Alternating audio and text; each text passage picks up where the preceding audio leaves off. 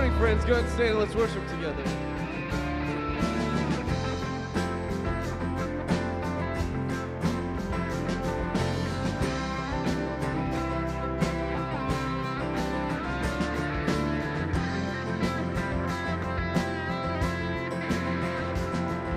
He's coming on the clouds. Kings and kingdoms will bow down. Every chain will break as broken hearts declare his praise. But who can stop the Lord Almighty? Our God is the Lion of Judah. He's roaring with power, fighting our battles. Every knee will bow before him. Our God is the Lamb that was slain for the sin of the world. His blood breaks the chains. Every knee will bow before the Lion and the Lamb. Every knee will bow before him.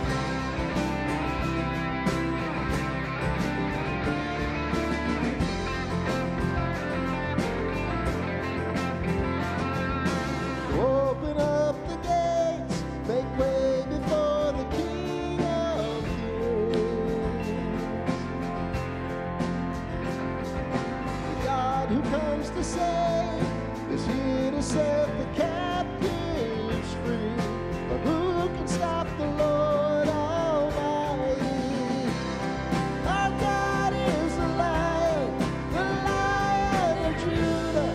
He's roaring with power and fighting our battles. Every knee will bow before him. Our God is the Lamb that was slain for the sin of the world. His blood breaks the chains. Every knee will bow before the Lion and the Lamb. Every knee will bow before him.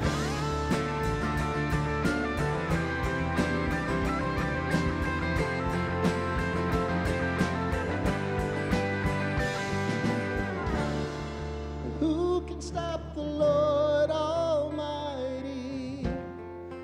Who can stop the Lord Almighty? Who can stop the Lord Almighty? Who can stop the Lord Almighty?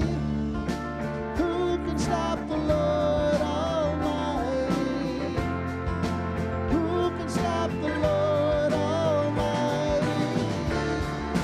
Who can stop the Lord Almighty?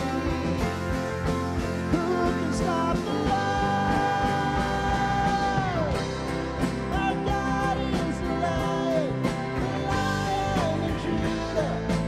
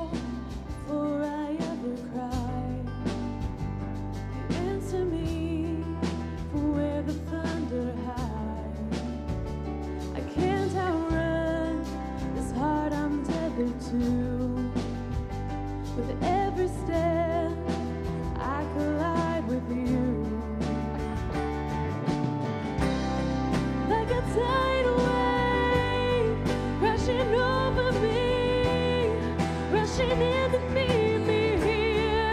Your love is fierce, like a hurricane that I can't escape, tearing through the atmosphere. Your love is fierce.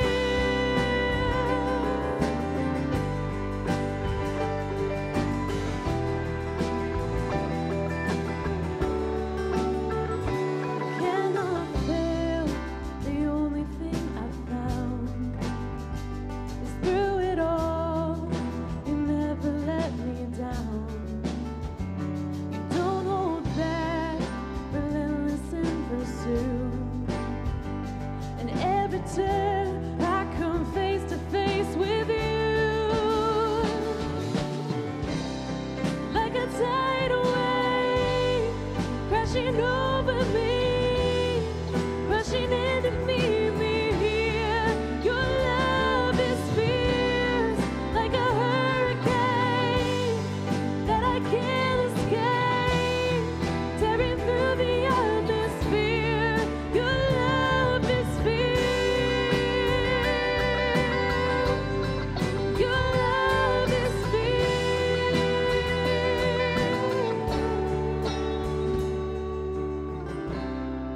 You chase me down,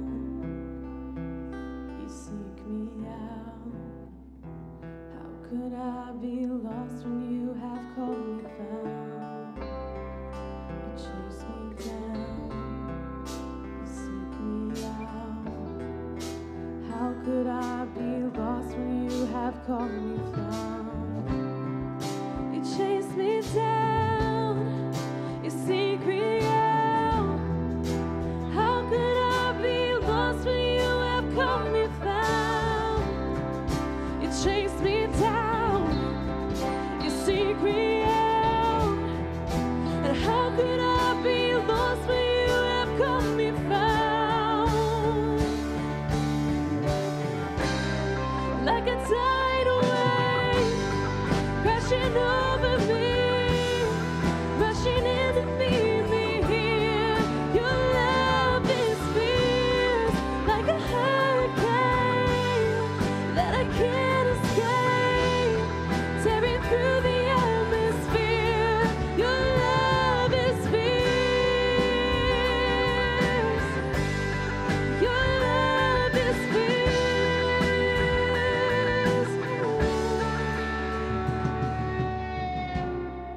You chase me down, you seek me out. How could I be lost when you have called me found?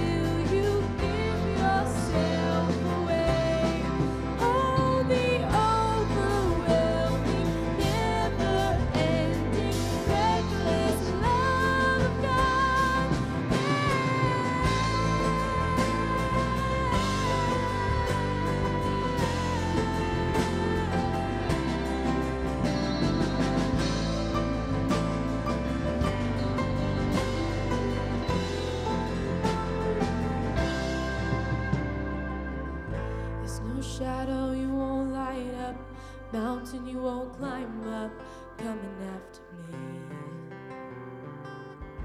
There's no wall you won't kick down, lie you won't tear down, coming after me. There's no shadow you won't light up, mountain you won't climb up, coming after me. There's no wall you won't kick down, lie you won't tear down, coming after me. There's no shadow you won't light up, mountain you won't climb up, coming after me. There's no wall you won't kick down, lie you won't tear down, coming after me.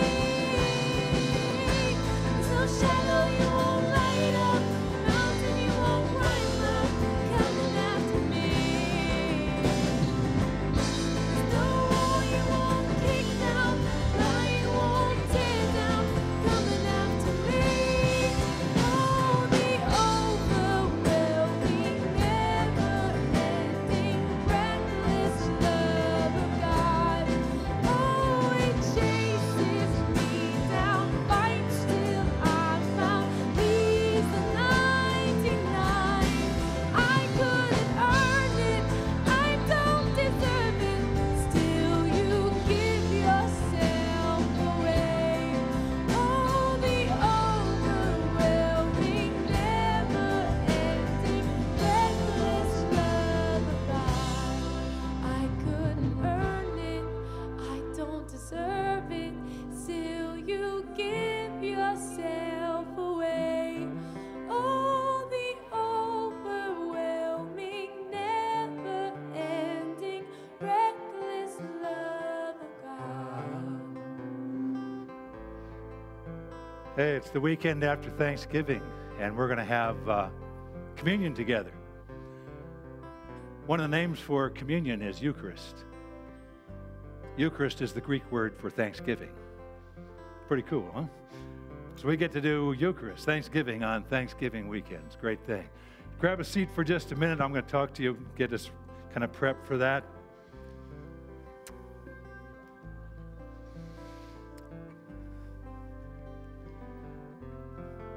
If you'd do me a favor here as we get ready for communion, it's this little card in your bulletin. Just pull that out, blank on the back. Just do me a favor. Don't think about it. Don't overthink it. Don't overanalyze it. If you don't have this, just write down a piece of paper.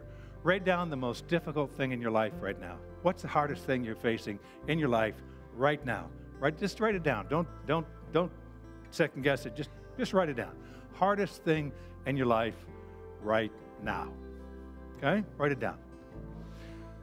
You know, when Jesus instituted communion, he was staring at the hardest day in his life. When he took that bread and he took that cup and he shared that with his disciples, that bread and that cup symbolized the hardest day in his life. He would die on a Roman cross, his body would be broken, his blood would be poured out, and he was symbolizing it in the bread and the cup. And so what did Jesus do on the hardest day of his life? Looking at the hardest thing in his life, he gave thanks. He gave thanks. He broke the bread and he gave it to his disciples. He did it in an act of faith that his Father could take the worst day of his life and turn it into something good for him and for us. And of course he did. Now, if you're like me, you're like our family, we spent Thanksgiving, we have a blessing jar. We read all the good things that we pop in the jar throughout the year at our Thanksgiving table. We talk about all the good things God gave, but we really don't, we didn't take time to thank God for the hard things in our life. So I'm asking you, you probably already thank God for the good things and the easy things and the pleasant things. So today, as we prepare ourselves for communion, as we take communion, what I'm asking you to do is do what Jesus did. And in faith, thank God for one of the hardest things in your life, that somehow God can take that hard thing and turn it into something good. We're going to have 4 tables, here, back in the back. I'm going to ask you just to, during the music, go get the elements. Hold on to them, bring them back to your seat. wait for the rest of us till we all get them. You can come up here if you'd like, but just hold on to the elements. We're going to take it all together at the end. So just during that time of waiting, just thank God for some of the hard things in your life. Father, we come to you, to this table, thanking you not only for the good things, but for the difficult things, because we know that you're a God who works out the hard things in our life for good too. Thank you for dying for us and giving us that kind of hope in Jesus' name. Amen. These tables are open. You come and get communion.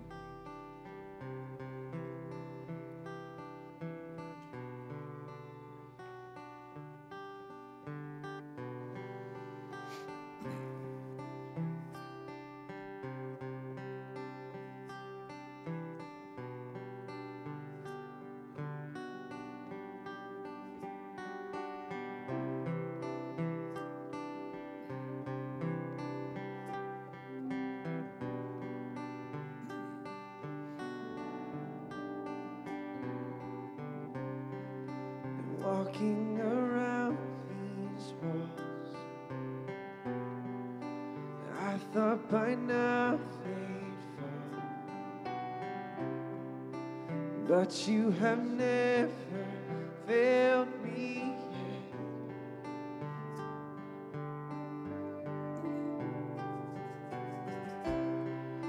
Waiting for change to come, knowing the battle's won, for you have never failed me yet.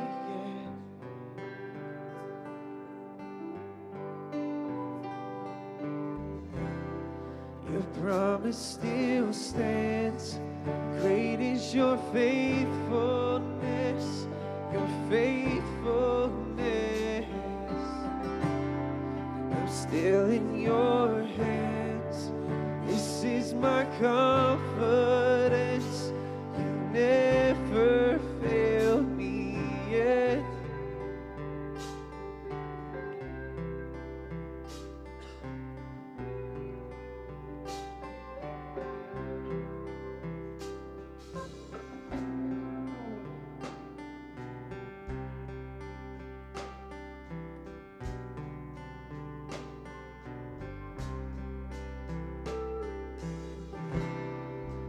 I know the night won't last. Your word will come to pass. My heart will sing your praise again.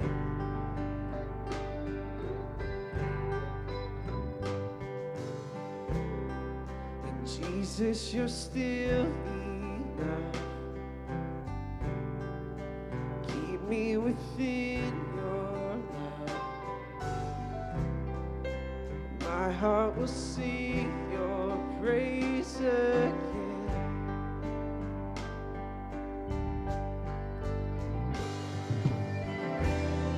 Your promise still stands.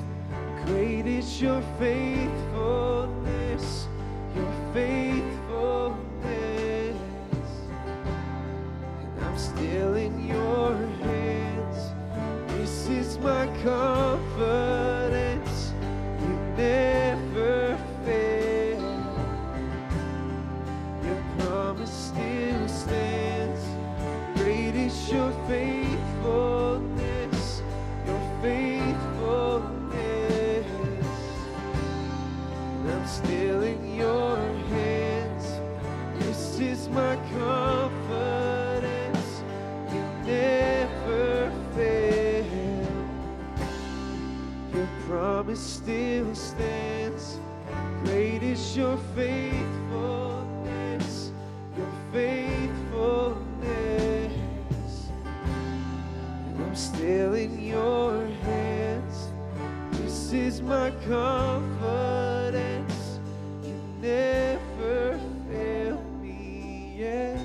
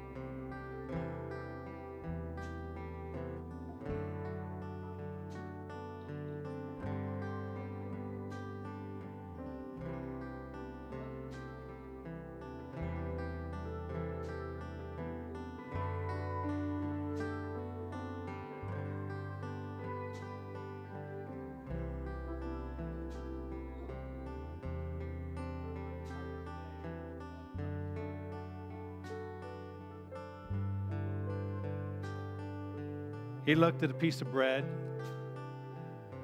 and he knew that it was going to a symbol of his broken body. And the Bible says, I received from the Lord what I passed on to you, that the Lord Jesus, on the night he was betrayed, took bread, and when he had given thanks, he broke it. And he said, this is my body, which is for you. Do this in remembrance of me.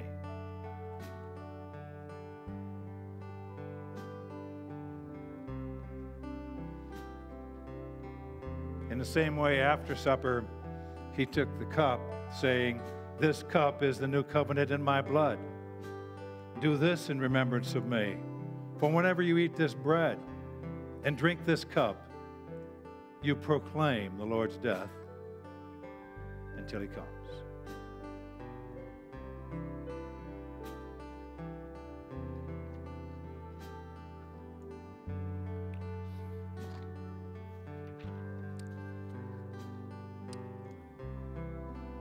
Trust that he'll do what our Savior did, live in faith, that God can take the hardest things in your life and turn them into something good. We're going to sing one last piece here. Let's stand together and sing. Seen you move the mountains, and I believe I'll see you do it again. You made a way where there was no way, and I believe I'll see you do it again. I've seen you move the mountains, and I believe I'll see you do it again. You made a way where there was no way, and I believe I'll see you do it again. I've seen you move the mountains, and I believe I'll see you do it again. Made a way where there was no way, and I believe I'll see you do it again. Your promise still stands. Great is your faithfulness, your faithfulness. I'm still in your hands. This is my confidence. You never fail. And your promise still stands. Great is your faithfulness, your faithfulness. Sing it out, church. I'm still in your hands. This is my confidence. You never fail me.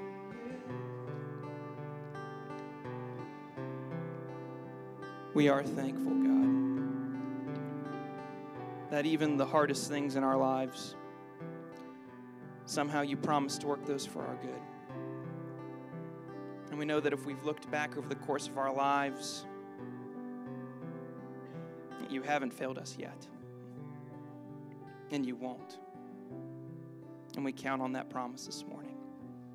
And we thank you for all the good gifts that you give to us. And we pray these things in Jesus' name. Amen. Hey, turn around and welcome someone to Horizons this morning.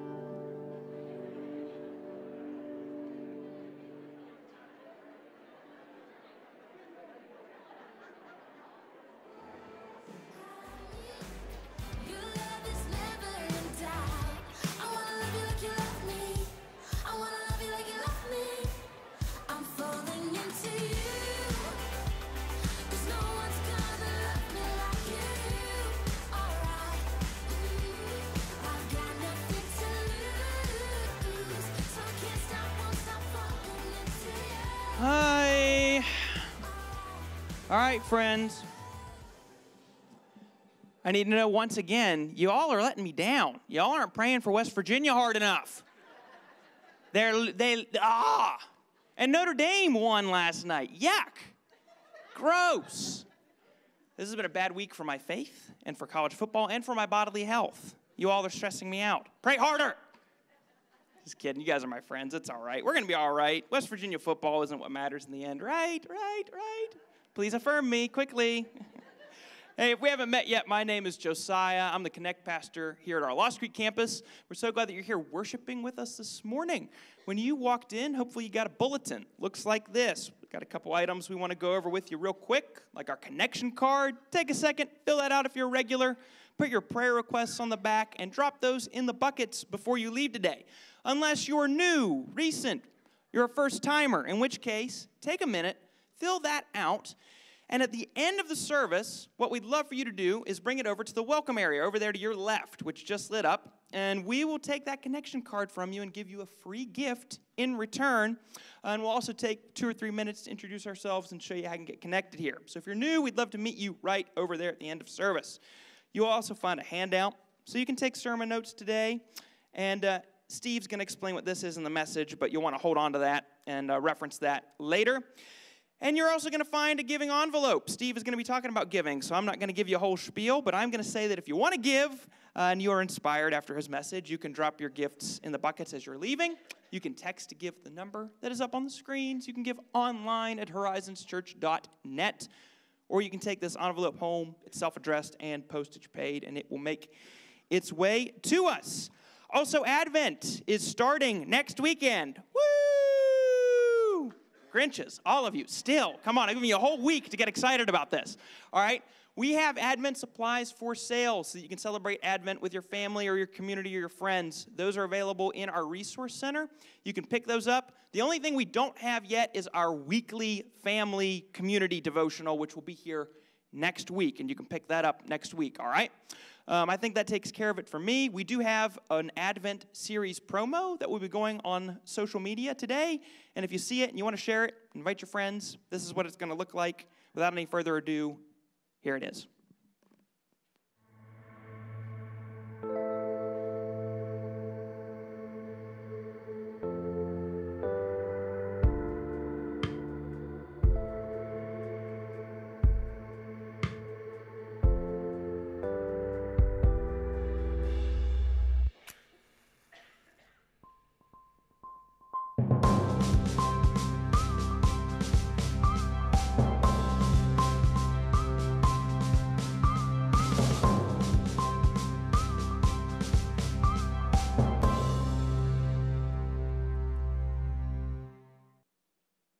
Hi, moms and dads. I'm Pastor Kelly, and we want to let you know about the classes going on right now for your kids. If you have your kids with you in the service, we'd like to invite them to come experience the fun and learn important life lessons from the Bible. We also offer nursery for infants and for toddlers. If your child gets fussy with you here in the sanctuary, please be courteous to those around you and use one of our cry rooms in the back of the sanctuary. You'll be able to see and hear everything, and your child can enjoy the extra freedom. And now, here's your Lost Creek campus pastor, Steve Felder. Well, we are in our last message in the series called The Gap. Next week, we launch into our Advent series. And so this message is entitled, A Generous Life. 2 weeks ago, I attended a funeral service and said goodbye to a good friend of mine named Buzz Henderson. Buzz went to the doctor, found out he had cancer. 9 weeks later, he was gone. You know, Buzz and Karen were part of Fellowship Bible Church when in the early 80s when we were meeting in Bridgeport High School and just getting that church up and off the ground. Jody and I were living in a 2-story home in Northview. It was one of those homes that had heat on the first floor, not on the second floor, and no air conditioning on either floor. You know, one of those. And but we had a community group in our home, which meant that 15, 20 people would crowd into our living room to study the Bible and pray together. And Buzz and Karen were part of that group. Well, one hot summer night, our group was in our house, and it was a real steamer. You know, we had every fan that we owned going at full blast, and it was just pushing around hot air. It didn't make much difference. It was pretty miserable. And the next morning, I got a call from Buzz, and he said, "Steve, God spoke to me last night." I said, "Really?" That's great, Buzz. I said, what did he say? And he said, Buzz, Buzz, consider my servant Steve. Behold, he sweateth. I said, really? That's pretty amazing. He goes, no, there's more. He said more. I said, really? What else did God say? And he said, rise up, Buzz. Buy Steve an air conditioner. Nay, verily, buy him two. And I said, gee, Buzz, I didn't know that God spoke in King James English. And he said, I didn't either, but that's what he said, you know. And so Buzz and Karen took Jody and I to the Sears appliance store, and he bought us 2 air conditioners, one for upstairs, one for down, and it made our life at Hamill Avenue a little more bearable and made our community group meetings a lot more fun. A couple years later, Buzz and Karen went to the Meadows, which was a recovery center in Wickenburg, Arizona. They went through a 5-day experience called Survivor Week, and it helped them a great deal. And I was really interested in how that helped them, and I asked them so many questions about that week at the Meadows that they said, why don't you just go? And they sent me to experience Survivor Week for myself. Now, that week at the Meadows would have cost me literally 1/4, 25% of what I made in a year. But Buzz gave it to me as a gift because he wanted me to experience it. It had a profound impact upon my life, and I came away from my experience at the Meadows, came home, and started developing a ministry that we now call Hope's Crossing. Now, that act of generosity in the 1980s has been impacting people's lives now for 30 years through Hope's Crossing. We just took about 25, 30 people here at Lost Creek through Hope's Crossing. Just finished it up a couple weeks ago. Last week, I think. And they're over in Grafton campus. We have Fred Guidi and Donovan Grintz are taking a group of their folks through Hope's Crossing over there. But here's the deal. Hope's Crossing was birthed in me, and it has been helping people for 3 decades because a man named Buzz Henderson was generous. People at Buzz's funeral, I listened to them when they're up on the stage, off the stage, they were talking story after story about how the generosity of this man, how the generosity had changed their life. It made a difference somehow in their life. Now, Buzz was a very wealthy man, but he never let his wealth steal his empathy. That is, his ability to care about those who were struggling. You know, being wealthy doesn't make you generous. Far from it. In fact, wealth often has the opposite effect on us because wealth can put so much distance between us and those who are suffering that we no longer feel their pain. We no longer feel the caring inside of us when we see their plight. Wealth never seemed to have that effect on Buzz. He kept his heart tender, and he cared about the struggles that people were going through. And because he cared deeply, he shared sacrificially. And that is at the very heart of generosity. It's this link between caring and sharing. Now, I spent a Saturday morning with Buzz a few weeks after he was diagnosed with cancer. I just wanted to make sure he knew about the fingerprints he'd left upon my life. And we talked, we laughed, we prayed. He asked me to be one of his pallbearers. And then I told him about how his generosity had impacted my life. He was genuinely touched, but he was genuinely surprised. I assume Buzz knew the impact his life had had upon mine, but he had no idea. He wasn't keeping score. He wasn't counting thank you cards. He was just helping a brother in need. And that made his generosity all the more attractive to me. See, money doesn't make you generous. Caring makes you generous, whether you have money or not. Let me say it again in case we miss it. Money doesn't make you generous. Caring makes you generous, whether you have money or not. You know, today we're going to wrap up the book of 1 Corinthians by looking at a final chapter of that book. We've covered we just finished 15 last week. We covered chapter 14 last week. We covered 15. We dealt with that. It's the resurrection chapter. We dealt with that at Easter. And so this week, we're going to wrap up the series and wrap up the book by unpacking the 16th chapter, the last chapter of the book of 1 Corinthians. Now, we've called this series we're in, we've called it The Gap, because in chapters 11 through 16, God puts a spotlight on the ugly gap between what the Corinthians believed and how the Corinthians were behaving. There was this disconnect between their creed and their conduct, and this disconnect was creating an ugly gap that was showing up in their marriages. It was showing up in their communion services. It was showing up in how they used their spiritual gifts. And that gap between what they believed and how they behaved was giving the church at Corinth a black eye in the community, because they were saying the right things over here, but they were doing the wrong things over here. And that is kind of the definition of hypocrisy. It's an ugly thing. So in 1 Corinthians chapters 11 to 16, God calls upon the Corinthian church and the people that are at Corinth, and by virtue of that, he calls upon you and me to close those ugly gaps in our life and live what we believe so that our lives will make the cause of Christ attractive to those who are far from God. You know, when we come to the final chapter of 1 Corinthians, God puts a spotlight on another one of these ugly gaps in the lives of the Corinthian Christians that was giving the church at Corinth a black eye. At 55 AD, the church at Corinth was one of the wealthiest churches in the ancient world.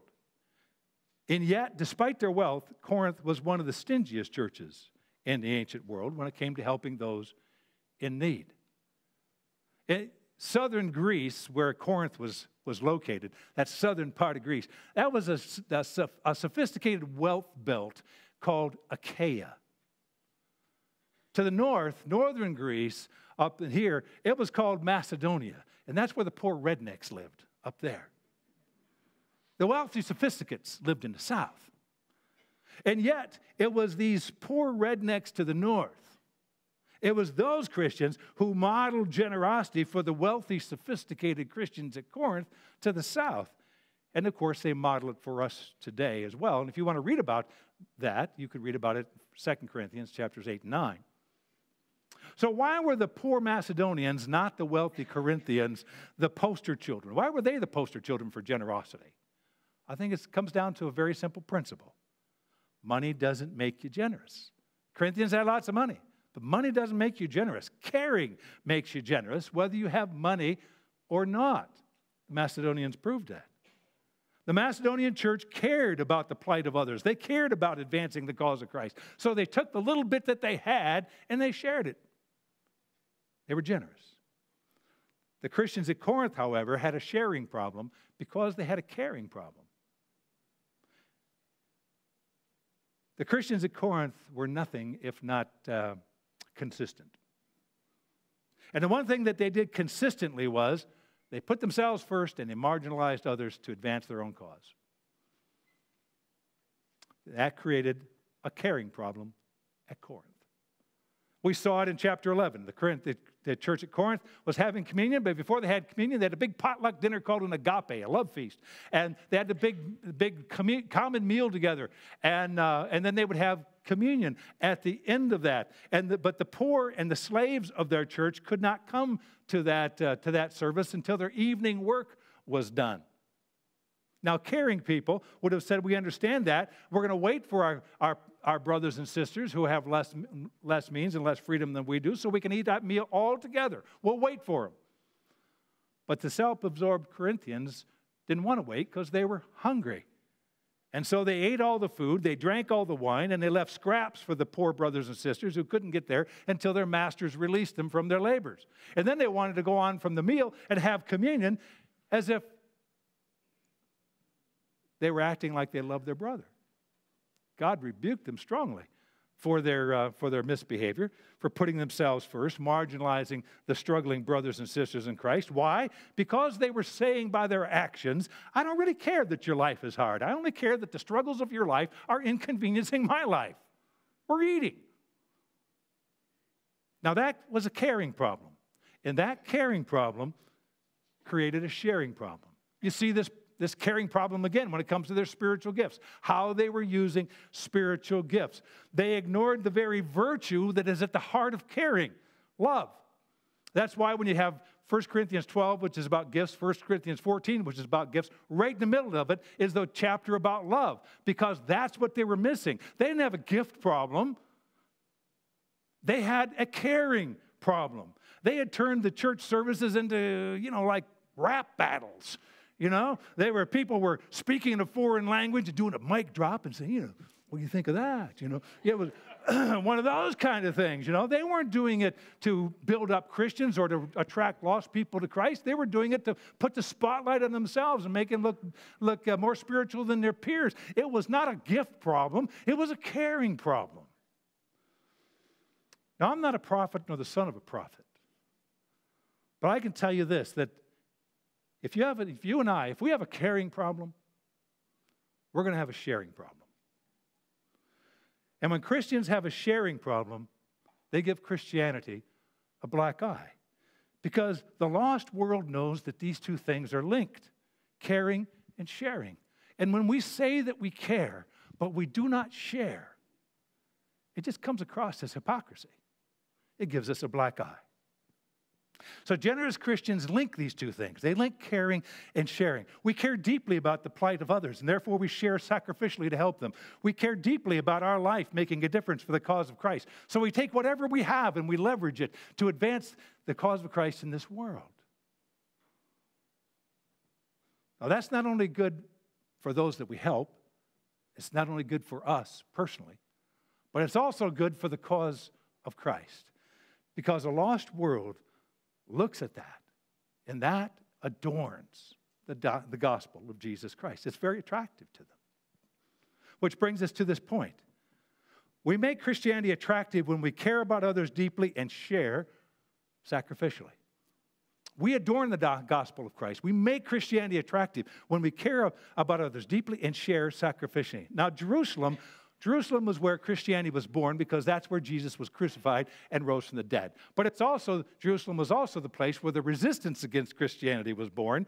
And you can read about that in the first 7 chapters of the book of Acts. You can read the Christians were being kicked out of the synagogue. And when you get kicked out of the synagogues, all those social pressures come on you. Christian widows got cut off from the community food pantries. And so Christians had to come up with another way to feed their widows. And the Christian businessmen were being boycotted, and Christian workers were being blackballed, and Christian leaders were being persecuted. And the result of that kind of targeting of Christians meant that the Christians who lived in Jerusalem paid a dear financial price for going public with their faith.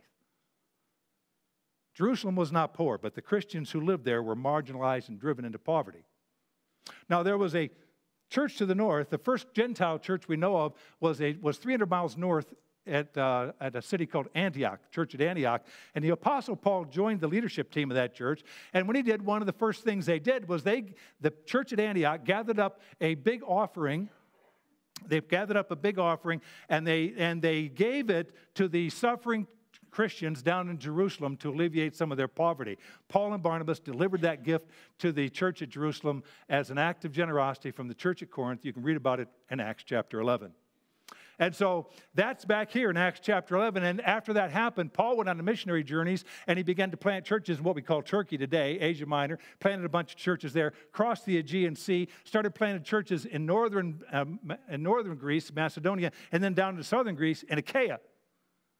And after 11 years, circumstances for the Christians at Corinth hadn't changed much. They were still struggling financially. They were still being marginalized in the Jewish culture. And therefore, Paul challenged all of his churches that he had been planting to pull together and pool their resources and give a gift. From all the churches that he had planted, give a gift to the struggling Christians in Corinth, or in Jerusalem. Jerusalem had suffered to make Christianity available to us as Gentiles, and Paul said we ought to give back to them generously and to show them and say thank you. Now, most of the churches were deeply moved by the plight of their Jewish Christian brothers. They were moved by their poverty, and they acted quickly to help them and to respond to this opportunity to be generous. I mean, the churches in Galatia, like Lystra, Derbe, Iconium, Ephesus is where Paul was when he wrote the letter. All these churches immediately began to gather funds and gather gifts and give generously and to build this offering. Across the Aegean and up in Macedonia where the poor rednecks lived, those guys, he said, they gave out of their poverty. But the richest church in the world dragged their feet. They knew they should be generous. God had given them the means to be generous, but there was a gap in their giving. So either one of two things was true. Either they closed their heart to the plight of their brothers and sisters in Jerusalem so they could keep their money for themselves. That's one option. Or the other option is, well, maybe the Christians at Corinth just were confused about how the offering was to be given or gathered up and given. And so Paul gave them the benefit of doubt. And he said, let's just assume that the problem is you don't know how the offering, how this process is going to work. You need to know how we're going to gather the gift and give the gift. And so he told them this. Now about the collection for God's people. They knew about this. He had talked to them about it. They had written him a letter asking him questions about it. They already knew that this was in the works. It says, now about the collection to God's people. Do what I told the Galatian churches. That's the people over across the Aegean, over in Turkey. Do what I told the Galatian churches to do. On the first day of every week, each one of you, not just people that have means, but each one of you should set aside a sum of money in keeping with his income, saving it up so that when I come, no collection will have to be made. Now, the specifics of how the Corinthians were to give and how that was going to be distributed were pretty simple. There was the same process Paul had been using in every one of the churches that he had planted all across Turkey and now in Greece. Each person was to give. This generosity is not something that's just for the well-off. It's not just for the spiritually mature. Generosity is an entry-level virtue. It's an entry-level virtue that every Christian can participate in, whether they have a lot of money or have a little money, whether they're married, whether they're single, whether they have an empty nest or a full house, whether they are the employer or the employee or the unemployed. Their generosity is an entry-level virtue that everyone can care. Every Christian can care, and therefore every Christian can find something that they can share. Now, Paul was specified that when they gave their gifts, he said, I want you to give them weekly, and I want you to give them on the first day of the week. Now, that's Sunday. That's the day of Jesus' resurrection. That's the day when Christians got together to worship. And that weekly gift that they give, he said it was to be proportional. It was to be in keeping with his income. That means a slave who had very little was going to give, but he was not going to give the same amount. He would give proportionally. He would give a sacrificial gift, but it wouldn't be the same amount of money that a homeowner would give, or that a business owner would give, or that a person who was a bureaucrat in the government would give. Each of them gave sacrificially, but they gave a portion. They gave a percentage of their income to that gift. And then he goes on, he says, and by the way, when I get there, I don't want to have a bunch of IOUs to God. I don't want to have to be gathering up collections when I get there. So you know how, he says, I don't want to have a collection. You know how it works. I mean, you say, I want to give this gift to God. I set aside $25, then it's $50, then it's $75, then it's $100, and then it's $120, and then it's $150. Now I've set this aside in my little pot at home, and then I looking through the catalog, and I say, gosh, that's a great looking gun. Those are a nice pair of shoes. Daddy needs a new pair of shoes, you know. Where am I going to get that money for that? Well, I got some extra over here. And so I pull out a 50 and I leave God an IOU. And I go get my shoes and God gets the IOU. And then when God shows up and says, hey, it's time to give the gift, he's got a bunch of IOUs and we got a new pair of shoes. He says, I don't want it to be that way. So when you give your gift, let go of it. Bring it to the church, drop it off, let go of it so you don't take it back. Just give it, let go. And let it be part of that generosity. And then when I come, he went on to tell them that when I come, what I'm going to do is I'm going to ask you to get a couple people from your church. They're going to go with me. They're going to be eyes and ears on this money so that you'll know. There'll be financial transparency, financial accountability, and you'll know, because your people are going to go with us, that your gifts got to the right people and they didn't end up in my pockets. Now, if the Corinthians were reluctant to be generous simply because they didn't understand the process, these basic instructions just took away that excuse. I mean, it was a very simple way telling them how they could be generous. And he would never have to talk about generosity to the Corinthians again. It would be all cared for if that was the problem. But apparently, the giving gap at Corinth was not caused by they didn't understand the process. When you come just a couple months later, when Paul writes the book of 2 Corinthians, he has to address this issue again. And this time he doesn't spend 4 verses talking about it. He spends 2 chapters talking about it. And he doesn't talk about the process. He talks about their heart.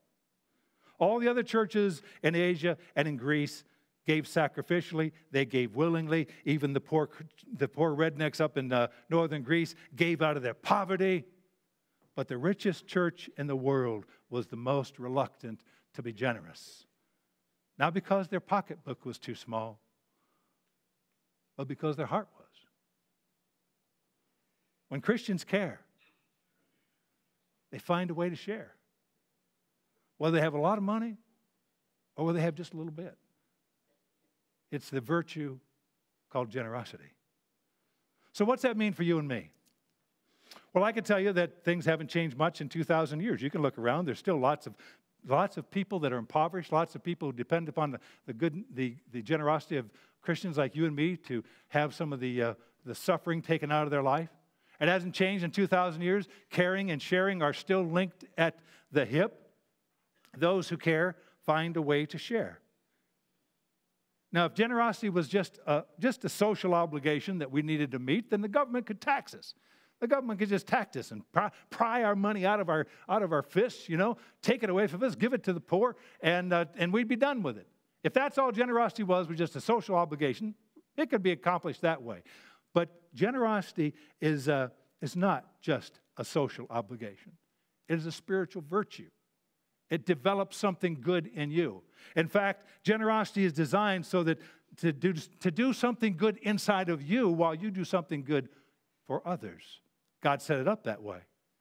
And that means that for you and I to benefit from helping those in need, then our assistance has to be sacrificial, and our assistance can't be pried out of our hand. It has to be given voluntarily. In fact, in 2 Corinthians 9:7, he says, I want you to give out of a cheerful heart.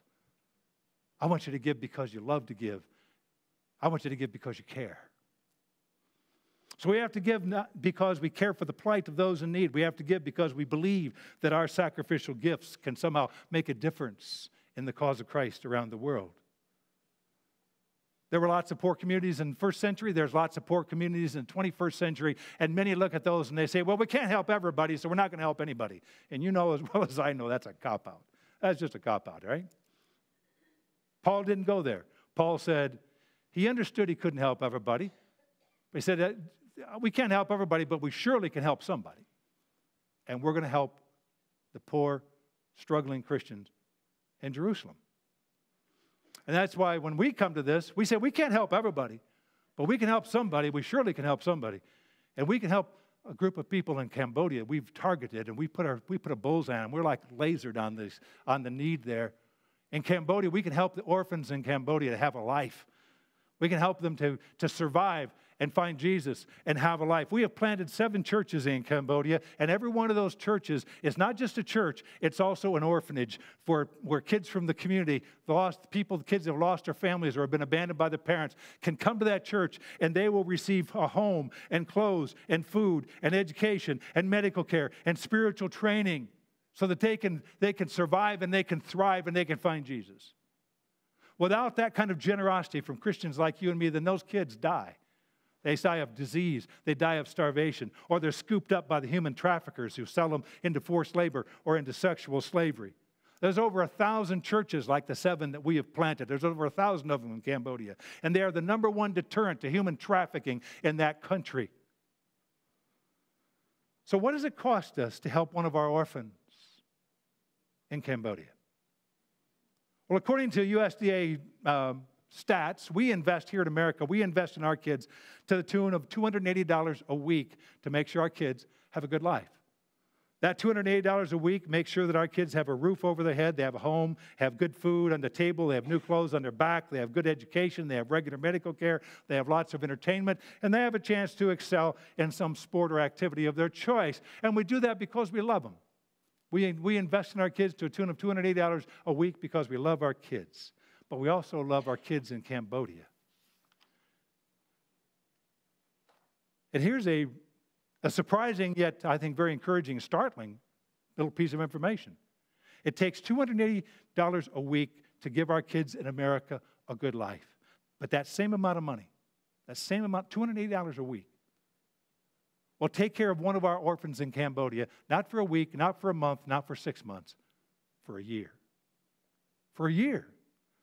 A gift of $280 gives one of our kids at Cambodia a home, food, clothes, food, a good education, regular medical care, spiritual training. We take care, bring widows in, and those widows care for those kids. And they're even given a chance to have some fun, not for a week, not for a month, but for a year, because somebody was generous.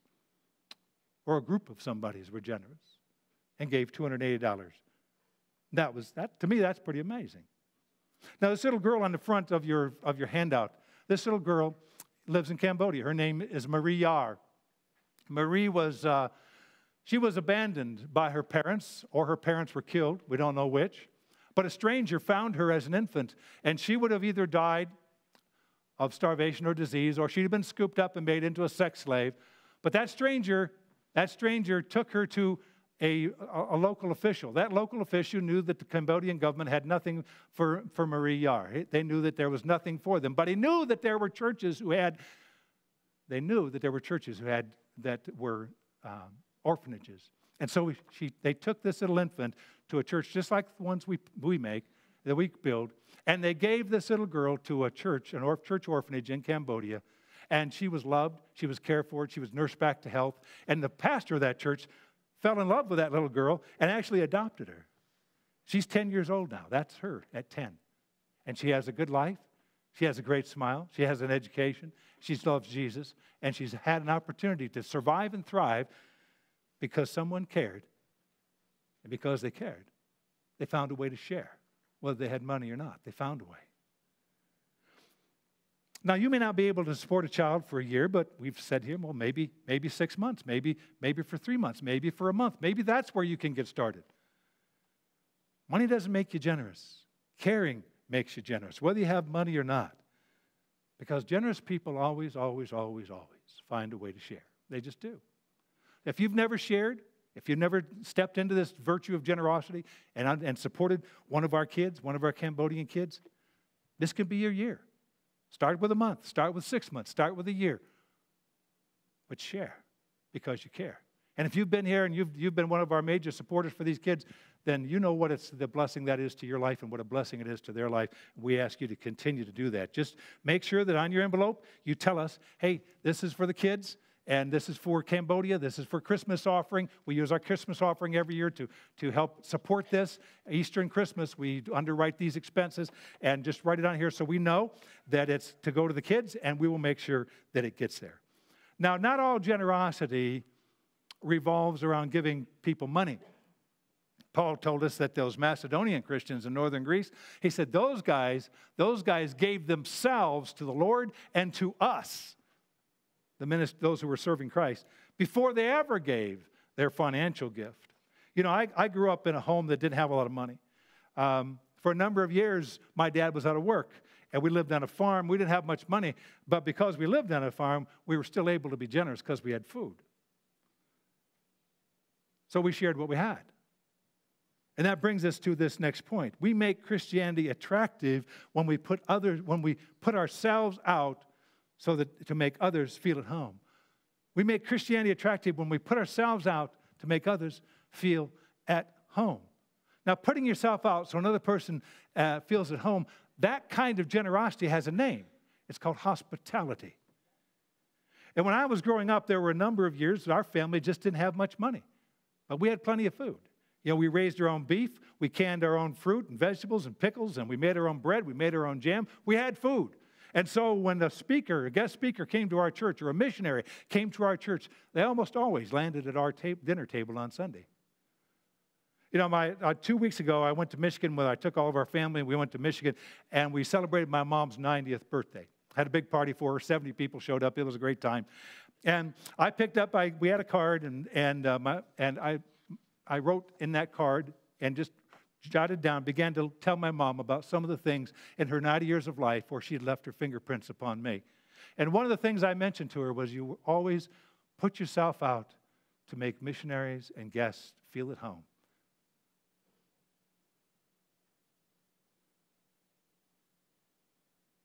And I noticed.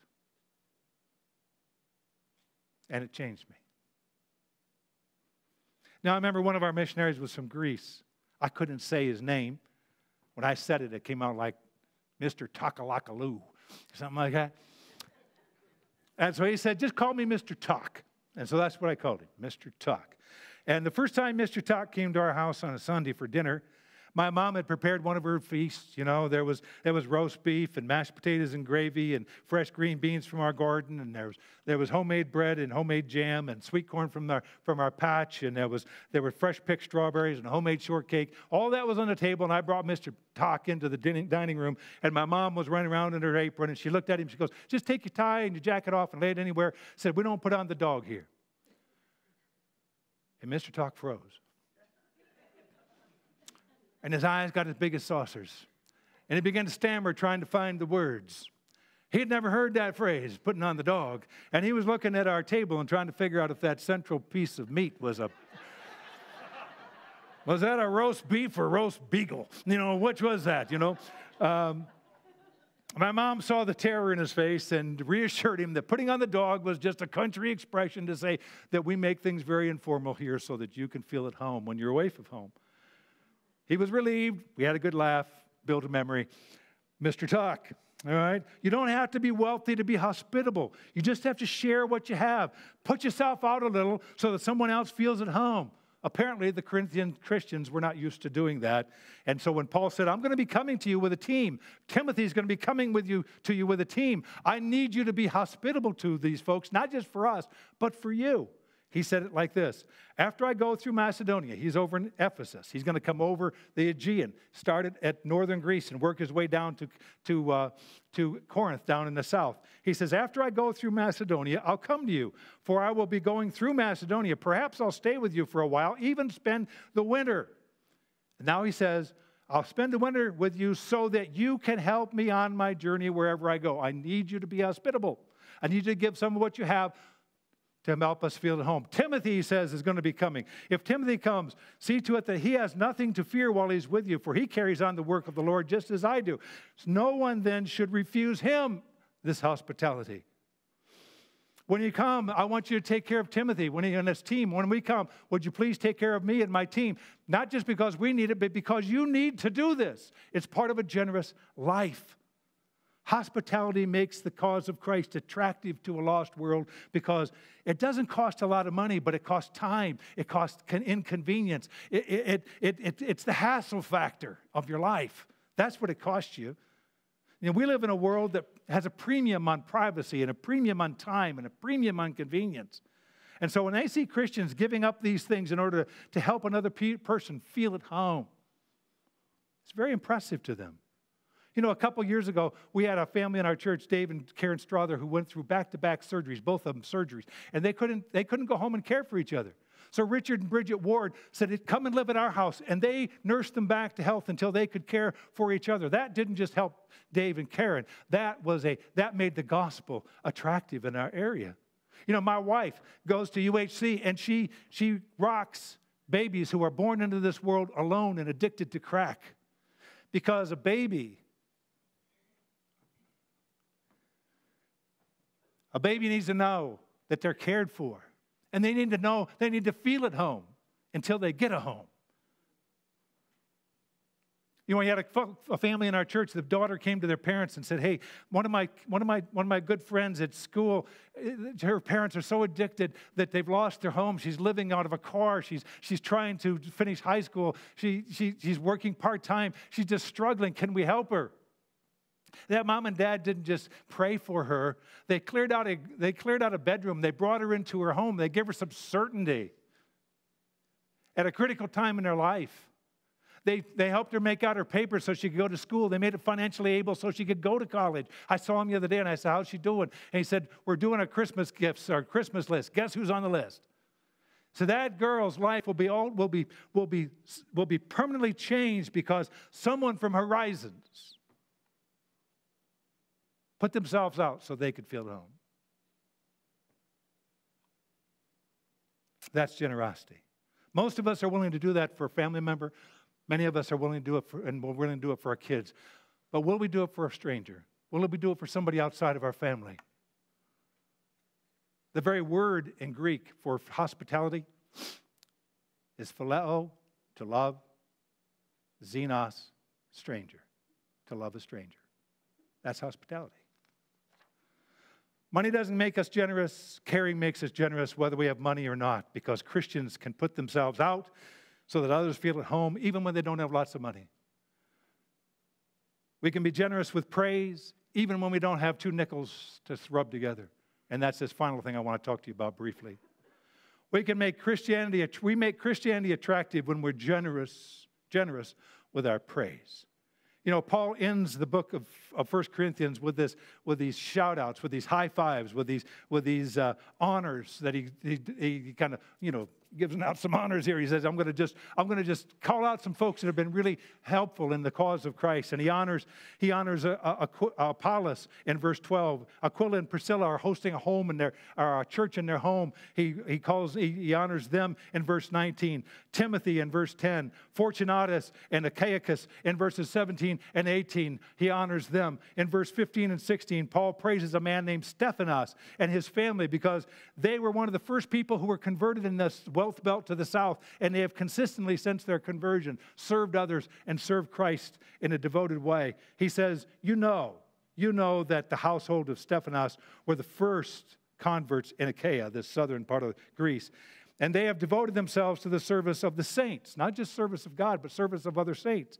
I urge you, brothers, to submit to such as these and to everyone who joins in the work and labors in it. You know, Stephanas was one of those guys that brought the letter to Paul over at Ephesus and says, here's the problems we're having. Can you help us? He was one of the guys at Corinth who was getting it right. And Paul said, look at this guy. Follow this guy. Follow his lead. He's getting it right. Do what he's doing.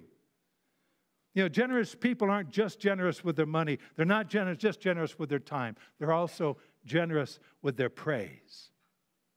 And in the last chapter, in the last part of this chapter, that's what Paul's doing. He's calling out folks and praising them and honoring them for their service and their faithfulness. You know, there are 27 books in the New Testament, but what if there are 28? What if God wrote a 28th book and he called it the Epistle of Horizons? I think there would be lots of people here who'd get shout-outs. They'd get high fives. They'd get attaboys from God. There'd be people like Deanne Slaughter, who leads our prayer ministry at Lost Creek and leads the Steel Magnolias. There they are, all lined up. Or guys like Joe Rose, who leads a men's community group, and they grow together and they serve together. And Deanne's group and Joe's group got together and made sure they came here on a Saturday and gave out hundreds of meals, you know, Thanksgiving meals to people in need, so that they could have Thanksgiving this year. Joe's men, they have been busy building beds at Teen Challenge for the last couple of weeks. Tiffany Smith, she pours out her life into about 30 overwhelmed mothers of preschoolers, and still she does that on Wednesday and still carves out time to go help build those beds at the Teen Challenge. Or how about Sharon King? She's tirelessly keeps us apprised of who's in the hospital, who has lost a loved one, who is in need of prayer. She's the one on the left right there. She runs our care force.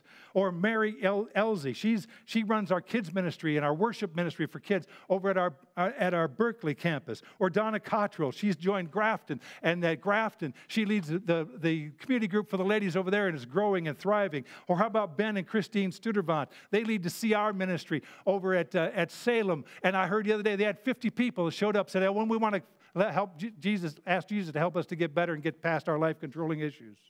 Or how about Lisa Hudson here, who leads our CR, or Stephen and Judy Otley, who cook every week so that our CR people can have a meal before they come to our services. Friday, Good Friday, Black Friday, here's Steve, here's Judy, here, cooking a Thanksgiving meal so when people show up at our CR at Friday night, they have Thanksgiving meal to enjoy.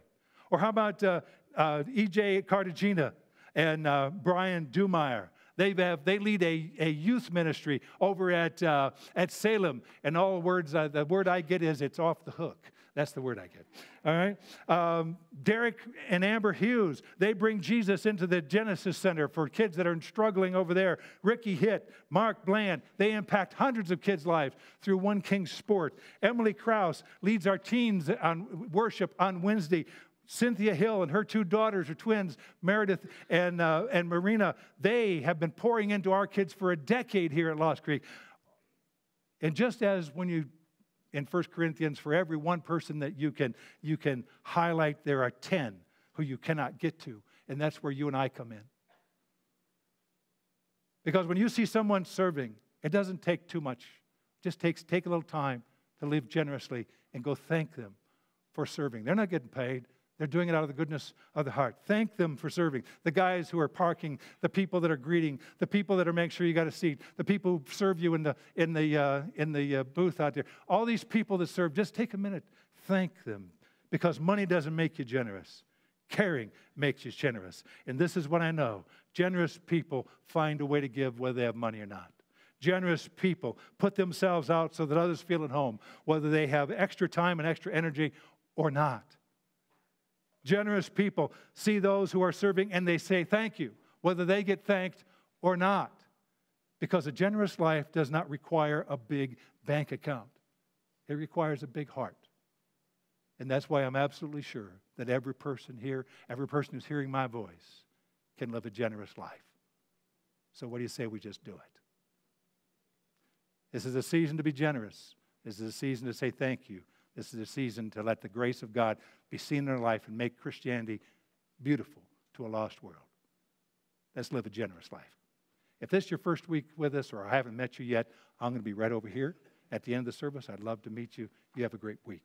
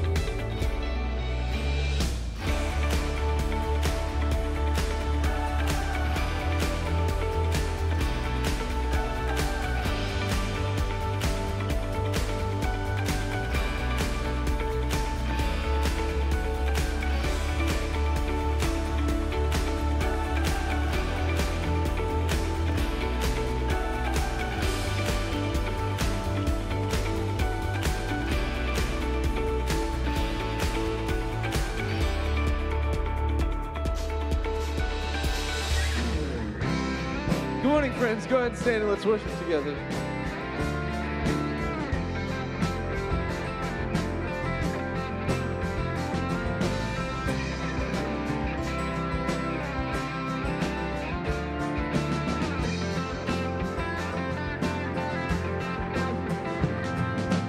Coming on the clouds, kings and kingdoms will bow down, and every chain will break as broken hearts declare His praise. For who can stop the Lord Almighty? Our God is the Lion of Judah. He's roaring with power and fighting our battles. Every knee will bow before Him. Our God is the Lamb that was slain for the sin of the world, whose blood breaks the chains. Every knee will bow before the Lion and the Lamb. Every knee will bow before Him.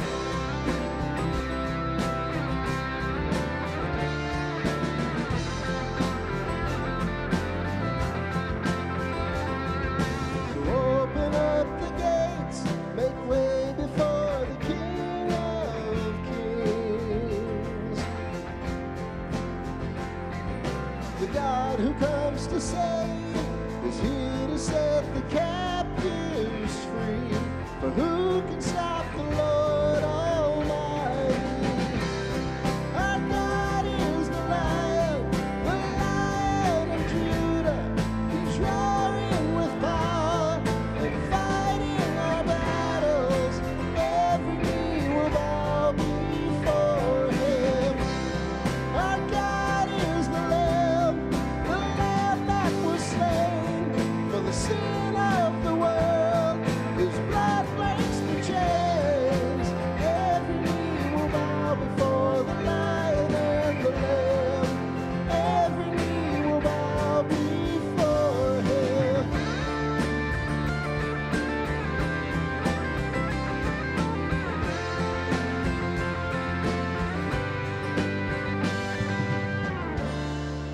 Who can stop the Lord Almighty?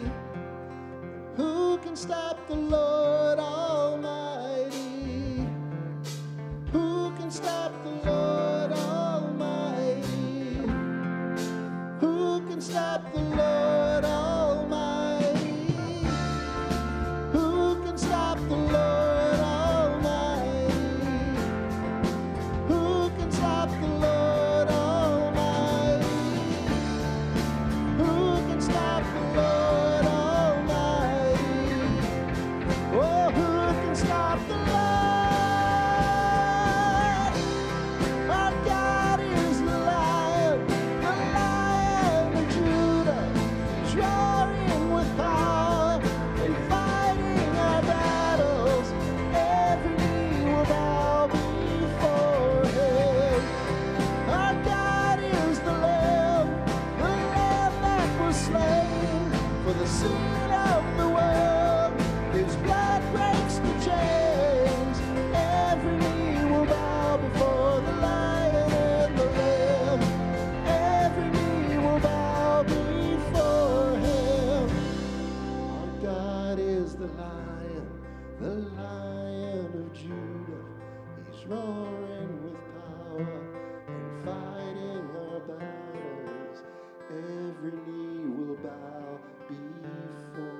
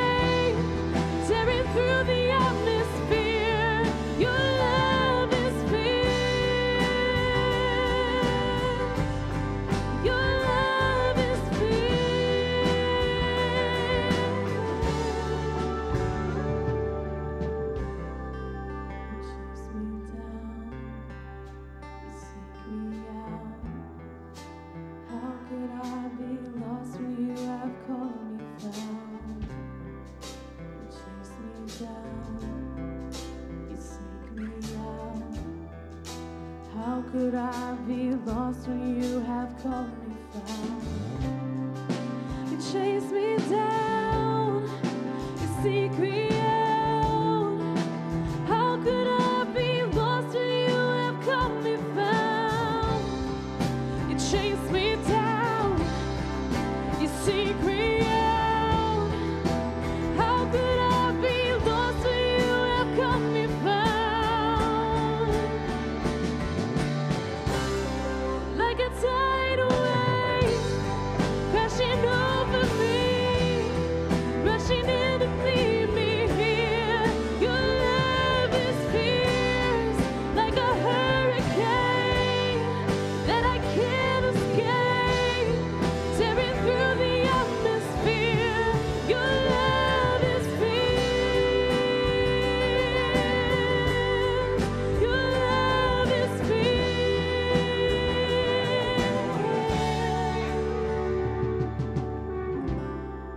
You chase me down, you seek me out. How could I be lost when you have called me found?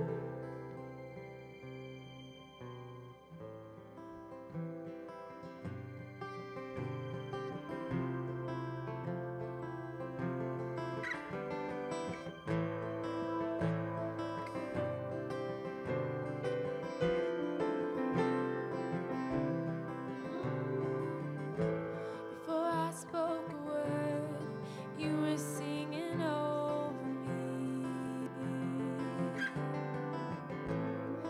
You have been so, so good to me. Before I took a breath, you breathed your life in me. You have been so, so kind to me. Oh, the overwhelming, never-ending, reckless love of God. Oh, it chases me down, fights till I'm found, leaves the 99. I couldn't earn it, I don't deserve it. Still, you give yourself away. Oh, the overwhelming, never-ending, reckless love of God.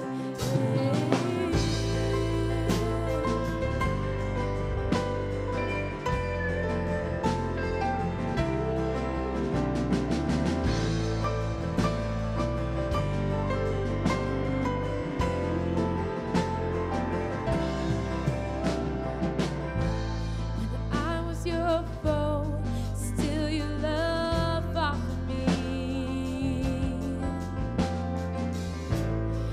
You have been so, so good to me. When I felt no worth, you paid it all for me. You have been so, so good to me. Oh, the overwhelming, never-ending, reckless love of God. Oh, it chases me down, fights till I'm found, leaves the 99. I couldn't earn it, I don't deserve it. Still, you give yourself away. Oh, the overwhelming, never-ending, reckless love of God.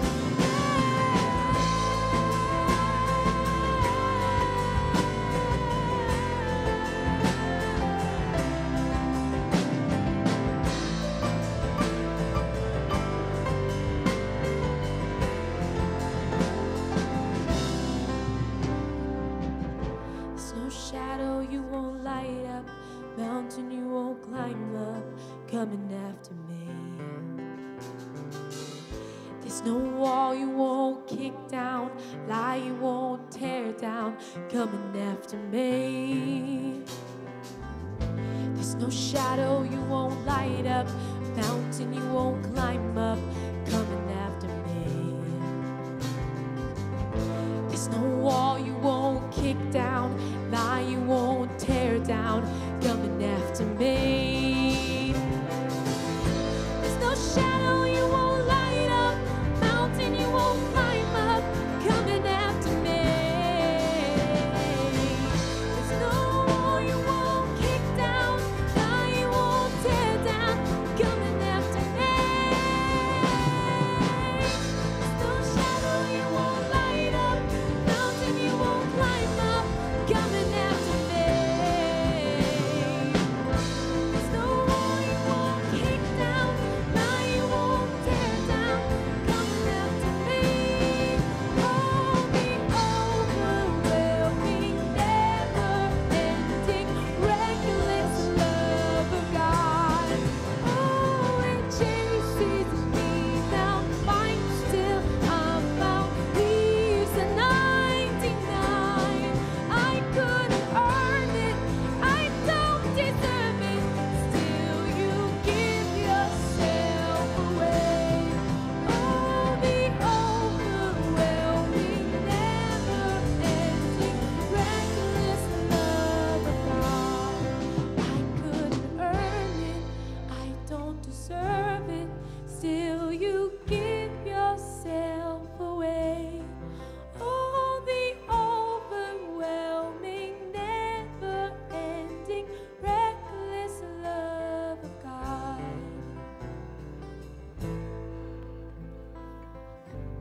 It's a weekend after Thanksgiving, and we're going to share communion together in just a minute. And one of the names for communion is Eucharist. Comes from a Greek word in the first communion service. It says Jesus gave thanks. He Eucharistoed.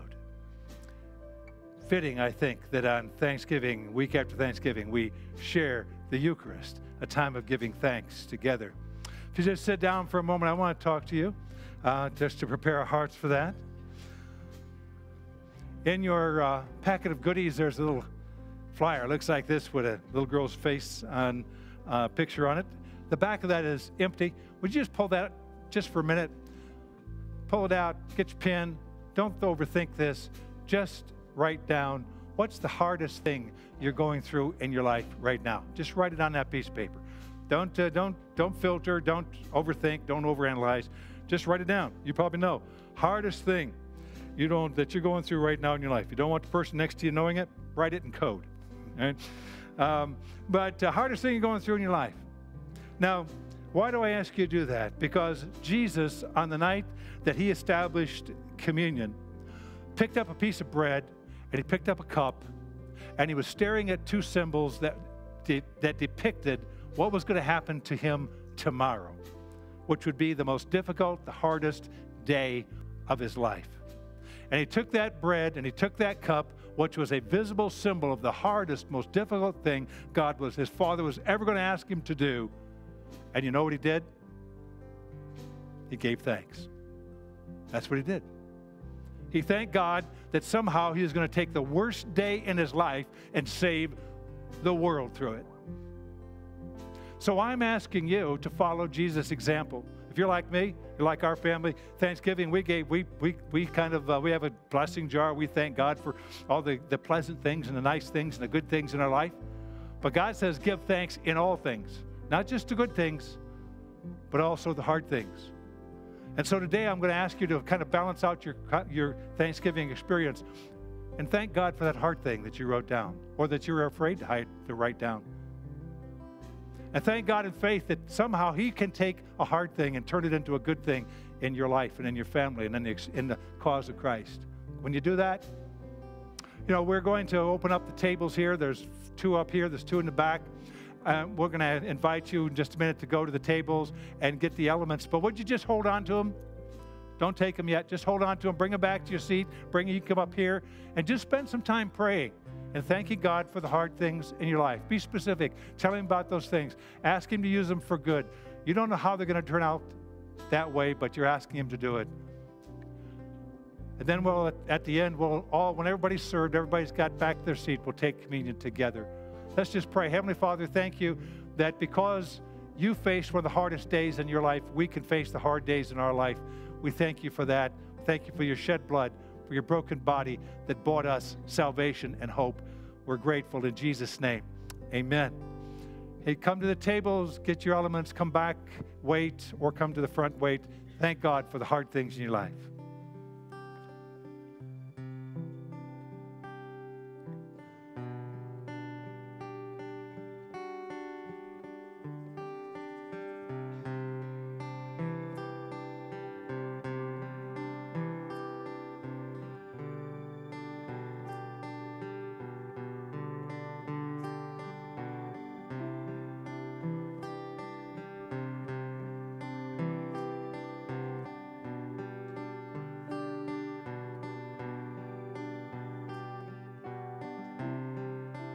Walking around these walls,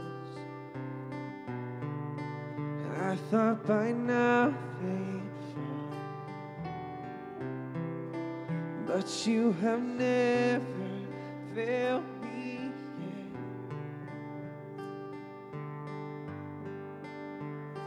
yet. Waiting for change to come, knowing the battle's won, for you have never failed me yet.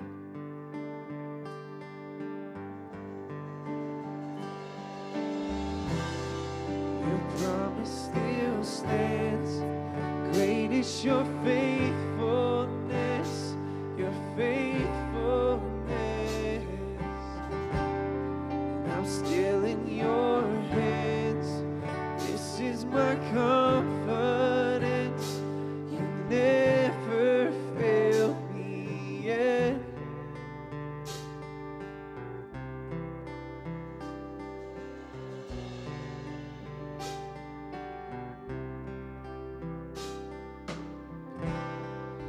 I know the night won't last. Your word will come to pass. My heart will sing your praise again.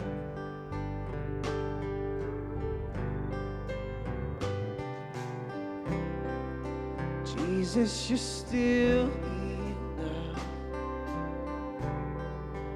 Keep me within your love. My heart will sing your praise again.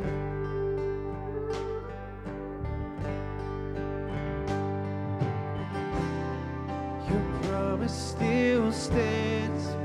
Great is your faithfulness, your faithfulness. I'm still in your hands. This is my confidence. You never failed. Your promise still stands. Great is your faithfulness, your faithfulness. I'm still in your hands. This is my confidence. You never failed me yet.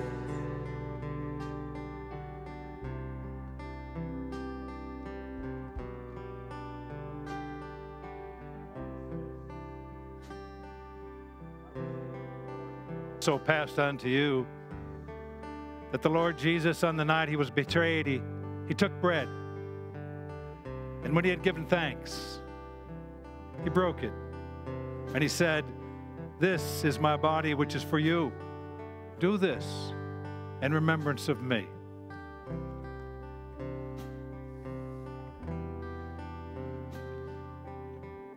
In the same way, after supper, he took the cup, saying, "This cup is the new covenant in my blood. This do in remembrance of me. For whenever you eat this bread and drink this cup, you proclaim the Lord's death until he comes."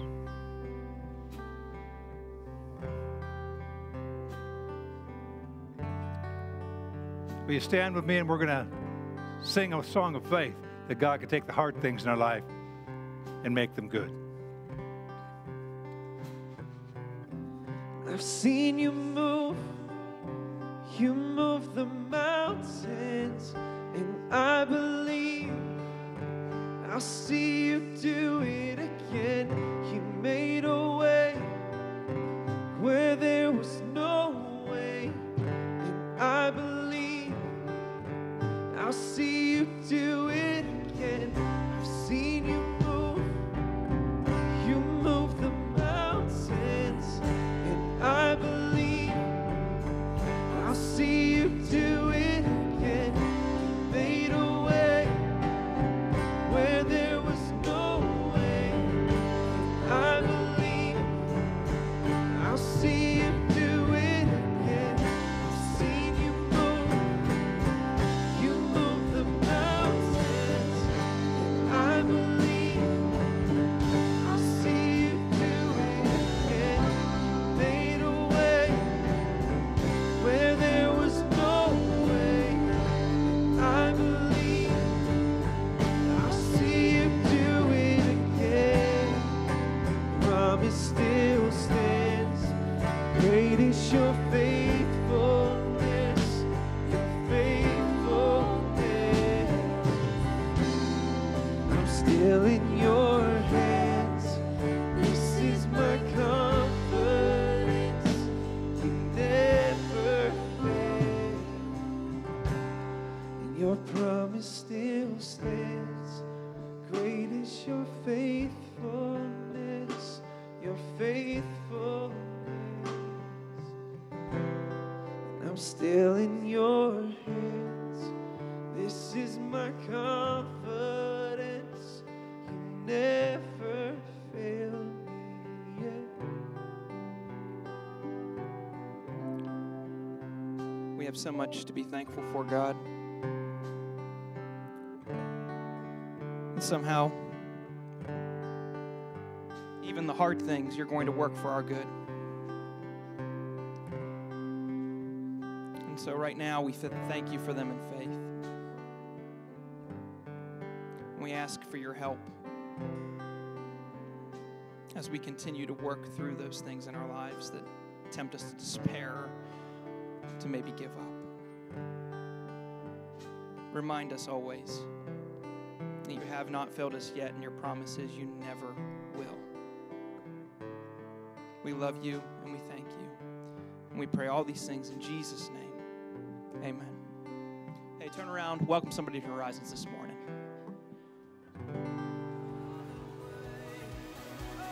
Jesus, the only way.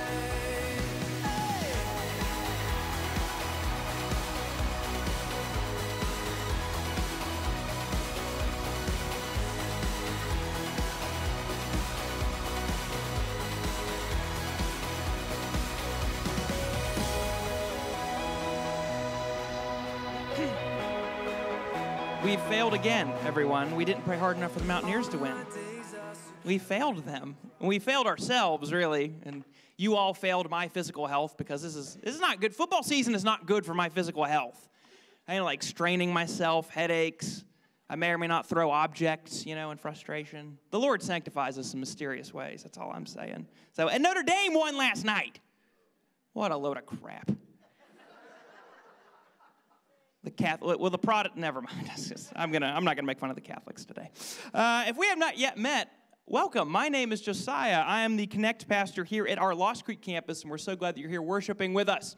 When you walked in, you hopefully received a bulletin that looks like this. We got a few items inside of there that we're gonna go over real quick, including our connection card. If you're a regular, fill that out to let us know you were here. Give us any updates on your information. Prayer requests go on the back. And you can just drop these in the buckets as you're leaving, unless you're new, or maybe this is your first time with us, in which case, we're especially glad that you're here. And what we'd love for you to do is hold on to that connection card, fill it out, and at the end of the service, bring it over to the welcome area, over there to your left, where the sign just lit up, and we will trade you that connection card for an awesome free gift. And we'll also take just a couple minutes to introduce ourselves and show you how you can get connected here at the church. So if you're new, we'd love to meet you over there at the end of the service. You'll also find a handout so that you can take notes to follow along with today's message. And you'll also find a giving envelope. Steve's going to talk a little more about giving in the message, so I won't give you a long spiel other than to say, if you want to give, you can drop your gifts in the buckets as you're leaving. You can give online at horizonschurch.net. This envelope is self-addressed postage paid, so you can take it home and drop it in the mail. Or you can text to give the number that is up on the screens. Just include the $ and the amount that you would like to give. You'll also find this that Steve has already referenced in your bulletins. He's going to explain that later in the sermon, so hold on to that. You will need that later here in just a few minutes. Advent is next week. Woo! Grinch, I gave you a week to get excited about this. Y'all are a bunch of Grinches. Come on. No, it's okay. You'll be excited next week. It's going to be awesome. Advent is starting next week. We have supplies for you if you want to observe it with your family or your friends or your community group. Candles are out there. The only thing we don't have available this week is our weekly family community devotional, which will be available starting next week. Other than that, anything else you want to pick up, it's out there at the Resource Center, all right? Speaking of Advent, we have a series teaser that we're going to be putting on social media today, and if you're so inclined, you want to share it, invite your friends, that'll be on social media today, and so we're going to show that to you right now, so if you would, turn your attention to the big screens for that.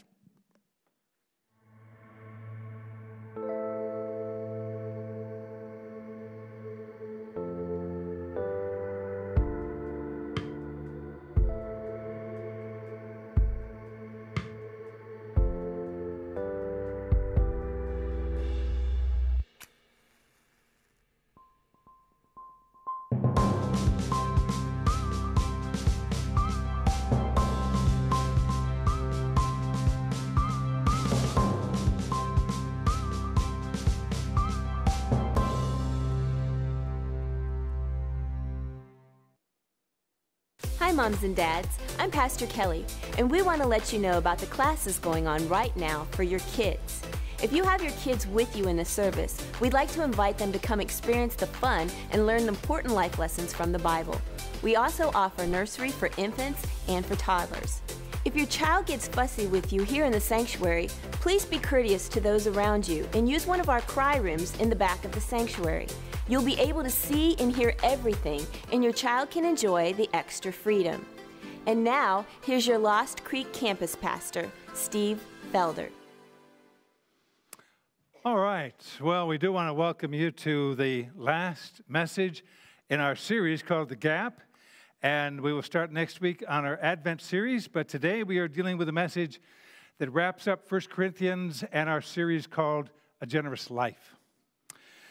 You know, 2 weeks ago, I attended a funeral and said goodbye to a friend of mine. His name was Buzz Henderson. You know, Buzz went to the doctor and found out that he had cancer, and 9 weeks later, Buzz was gone. Buzz and Karen were part of Fellowship Bible Church in the mid-'80s when we were meeting in the high school at Bridgeport and just getting the church off its ground. Jody and I were living in an old two-story home in Northview at the time. It was one of those homes that had heat on the first floor and none on the second floor and no air conditioning on either floor. You know, and we had a community group in our home, and that meant that 15 or 20 people would crowd into our living room, and we'd pray and study the Bible together. And Buzz and Karen were part of that group. And one hot summer night, our group got together at our house, and it was a steamer, man, and we had every fan we owned going at full tilt, and it wasn't making much difference. It was pretty miserable. And the next morning, I got a call from Buzz, and he said, "Steve, God spoke to me last night." And I said, "Really? Well, that's interesting. What did he say?" And he said, "Buzz, Buzz, consider my servant Steve. Behold, he sweateth." And I said, "Oh, really? Well, that's interesting." He said, No, there's more." And I said, "Okay, well, what else did God say?" He said, "Rise up, Buzz, buy Steve an air conditioner. Nay, verily, buy him two." And I said, that's amazing, Buzz. I didn't know that God spoke in King James English. And he said, I didn't either, but that's what he said. And so the next day, Buzz and Karen took Jody and I to the Sears appliance store and bought 2 air conditioners, one for the upstairs, one for the down, which made our life on Hamill Avenue a little nicer and made our community group meetings a whole lot nicer. That was a gift, just a gift from them. A couple years later, Buzz and Karen went to the Meadows, which is a recovery center that's located in Wickenburg, Arizona. They went through a 5-day experience called Survivor Week, and it really seemed to help them. And I was really curious about all the things that they went through and how it helped them. And so I was asking them all sorts of questions. And so they finally said to me, look, well, just let us send you. We want to send you. We want you to experience Survivor Week for yourself. You know, Survivor Week at the Meadows would have cost me literally 25%, 1/4 of my yearly salary at that time. And they said, no, we want to just give it to you. We want you to experience it. And I went to the Meadows as a gift from Buzz and Karen, and I came home from that experience deeply impacted by what was there, and I began to develop something we now call Hope's Crossing. That came right out of that experience. The act of generosity back in the 1980s has rippled forward, and it's been impacting people's lives for 30 years now. We just took 30 of our folks here, 25, 30 of our folks here at Lost Creek through the first half of Hope's Crossing. People at Fred Guidi and Donovan Grintz are taking a group of folks over at Grafton through Hope's Crossing. But here's the deal. Hope's Crossing was birthed in me and has helped people for 3 decades because a man named Buzz Henderson was generous. People at Buzz's funeral told stories on the platform, off the platform, and I listened to them. And person after person told stories about how Buzz's generosity made a difference in their life. Buzz was a wealthy man, but he never let his wealth get in the way of his empathy. You know, that ability you have to care about those who are struggling. You know, being wealthy doesn't make you generous. Being wealthy doesn't make you generous. In fact, wealth often has the opposite effect on us. Wealth often puts so much distance between us and those that are suffering that we no longer feel the pain of those who are in need, or we don't care about their plight. Wealth never affected Buzz that way. He kept his heart tender. He cared about the struggles of people that people were going through. And because he cared deeply, he shared sacrificially. And that, my friend, is the heart. That's the heart of generosity. It's caring deeply, sharing sacrificially. I spent a Saturday morning with Buzz a few weeks after he was diagnosed with cancer. I just wanted to make sure he knew that about the fingerprints he'd left upon my life. And so we talked, and we laughed, and we prayed, and he asked me if I'd be one of his pallbearers. And then I told him how his generosity had impacted my life. You could tell, he was genuinely touched, but he was also genuinely surprised. I assumed that Buzz knew the impact he'd had upon my life, but he really had no idea. He wasn't keeping score. He wasn't counting thank you notes. He was just helping a brother in need. And that made his generosity all the more attractive. You know, money doesn't make you generous. It really doesn't. Money doesn't make you generous. Caring makes you generous, whether you have money or not. Let me say that again so we don't miss it. Money does not make you generous. Caring makes you generous, whether you have money or not. Now, today we're going to wrap up the book of 1 Corinthians by looking at the final chapter of that book. We dealt with chapter 14 last week.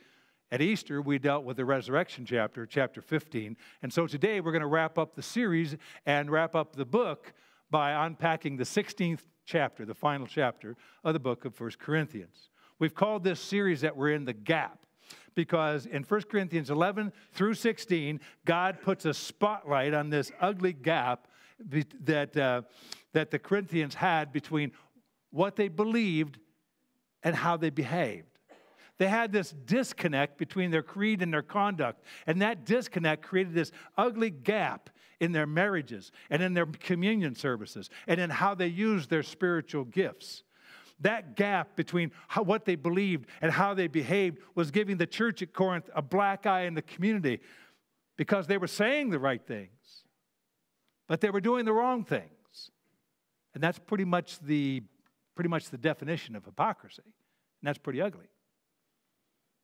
So in 1 Corinthians 11 to 16, God calls upon the Corinthian Christians, and by virtue of that, he calls upon each of us to close those ugly gaps in our life and live what we believe, not just to benefit us, but to benefit the cause of Christ, to make the cause of Christ attractive, to adorn the gospel of Jesus.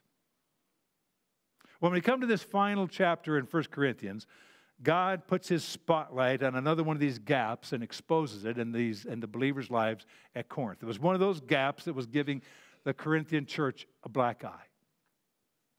And in 55 AD, the church at Corinth was one of the wealthiest churches in all the ancient world. But despite its wealth, Corinth was one of the stingiest churches in the ancient world when it came to helping others who were in need. Now, southern Greece, if you look at Greece, southern Greece, where Corinth was located, was a sophisticated wealth belt down here called Achaia. Now, the poor rednecks lived up north in the place called Macedonia. And yet, it was these poor rednecks up in Macedonia who showed the wealthy, sophisticated folks down in Corinth what generosity was all about. He showed it to them, showed us today. He says the Macedonians gave out of their poverty. The Corinthians would not give out of their wealth. You can read about the Macedonians in 2 Corinthians chapters 8 and 9. So why was it that it was the Macedonians, the poor Macedonians in northern Greece, not the wealthy Corinthians in southern Greece, who were the poster children for generosity? Why did it work that way? Well, I think it's because money, the Corinthians had it. Money doesn't make you generous. Caring makes you generous, whether you have money or not. The Macedonian Christians cared about the plight of others, and they cared about advancing the cause of Christ. So they took the little bit that they had, and they shared it. And that made them the poster children for generosity. The Corinthians, the Christians at Corinth, however, had a sharing problem because they had a caring problem. The Christians at Corinth were nothing if not consistent. And the one thing that they did consistently was they put themselves first and marginalized others in their life to promote themselves. That created a caring problem at the church at Corinth. We saw it in chapter 11. In chapter 11, the Christians at Corinth, where they had kind of a big potluck dinner before they had communion. They called it the agape. And they had this meal, and then at the end of the meal, they would have communion together at their church service.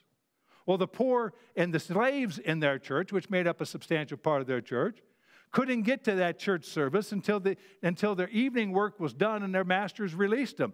And caring people would have said, well, we'll wait for you. We'll wait for our brothers and sisters who can't get there until later, and we'll all eat together.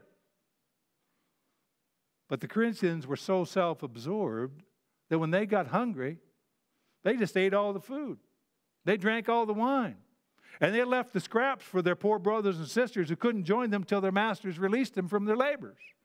And then after their brothers and sisters came into scraps, they wanted to go on and have communion as if no insult had been given. God thoroughly and strongly rebuked these Corinthians for putting themselves first and marginalizing the struggling brothers and sisters in Christ. Why? Because they were saying by their actions, I really don't care that your life is hard. I only care that the struggles in your life are inconveniencing mine. So we're not waiting. We're going to eat. See, that's a caring problem. That's a caring problem. And when you have a caring problem, you're always going to have a sharing problem. Now, it wasn't just the Corinthians that problem didn't just show up at their communion services. It also showed up in we saw last week, and how they were doing their work, how they were handling their spiritual gifts.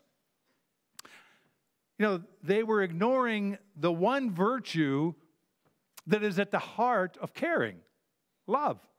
I mean, he starts with chapter 12. He talks about how spiritual gifts are distributed. Chapter 14, how they're to be used. And chapter right between those two, he says, now let me tell you about love. Because love is the caring virtue that tells you how you're supposed to use those gifts. The Corinthians didn't have a gift problem. They had a caring problem. They had turned their church services into rap battles, you know? I mean, they were like people were speaking in a foreign language, doing a mic drop and saying, yeah, well, what do you think of that? You know, and everybody was like, top that one, dude. You know, it was that kind of stuff. It wasn't done to build up a brother or attract the lost to Jesus Christ. It was done to make themselves appear more spiritual than others, more gifted than others. That's a caring problem. That's not a gift problem. That's a caring problem, a character problem. Now, I'm not a prophet. I'm not the son of a prophet. But I can tell you this, that if you and I have a caring problem, we will have a sharing problem. And when Christians have a sharing problem, they give Christianity a black eye. Because the lost world knows, they absolutely know, that caring and sharing are linked at the hip. And so if we say we care, and we don't share whether we have a little or a lot, then we come across as just rank hypocrites. And that's an ugly thing. Generous Christians always link caring and sharing. We care deeply about the plight of others, so we share sacrificially to help them. We care deeply about our life making a difference in the cause of Christ, so we share sacrificially to advance that cause. And that not only helps others who are struggling, and it only helps our own souls, but it's also good for the cause of Christ, because that kind of generosity makes Christianity very attractive to an onlooking world. It adorns the gospel of Christ. And that brings us to this point. We make Christianity attractive when we care about others deeply and share sacrificially. That's one of the ways we adorn the gospel of Jesus Christ. We make Christianity attractive when we care about others deeply and share sacrificially. Now, Jerusalem was where Christianity was born, because Jerusalem is where Jesus was crucified and where he resurrected. But Jerusalem is also where the resistance against Christianity was born. And you can read about that in the first 7 chapters of the book of Acts. And in those chapters, you'll see that Christians were kicked out of the Jewish synagogue, which was kind of like their church services. And they were kicked out, and as a result of being kicked out of the synagogues, their widows were pushed off of the food, out of the food pantries that were for the community. And Christians had to figure out another way to feed their starving and impoverished widows. The Christian businesses were being boycotted. Christian workers were being blackballed. Christian leaders were being persecuted. And the result of that kind of targeting was that the Christians who lived in Jerusalem paid a terrible financial price for going public with their faith. Jerusalem was not poor, but the Christians who lived in Jerusalem were marginalized and driven into poverty. Now, there was a church 300 miles north of Jerusalem, the first church that was the first Gentile church. It was called Antioch. And Paul joined the leadership team of that church. And when he did, one of the things they did soon after was they pulled together pulled together an offering from the church at Antioch to relieve the struggles and the pain of the suffering, financial suffering down in Jerusalem. They pulled together a substantial gift, and then Paul and Barnabas delivered that gift to the people down in Jerusalem as an act of generosity or gift of generosity from the church up at Antioch to help them with their impoverished state. And you can read about that in Acts chapter 11. So way back here, one of the first things Paul does in his life is he gathers an offering, takes it down to the people in Jerusalem to help them with their poverty. From that church in Antioch, Paul goes on to start planting churches. He plants churches all over what we call Turkey today. He then crosses over the Aegean Sea into northern Greece, Macedonia, where the rednecks lived. And he planted a bunch of churches up there. Then he worked his way all the way south and came down to the Wealth Belt, down to Achaia, and he planted churches down there.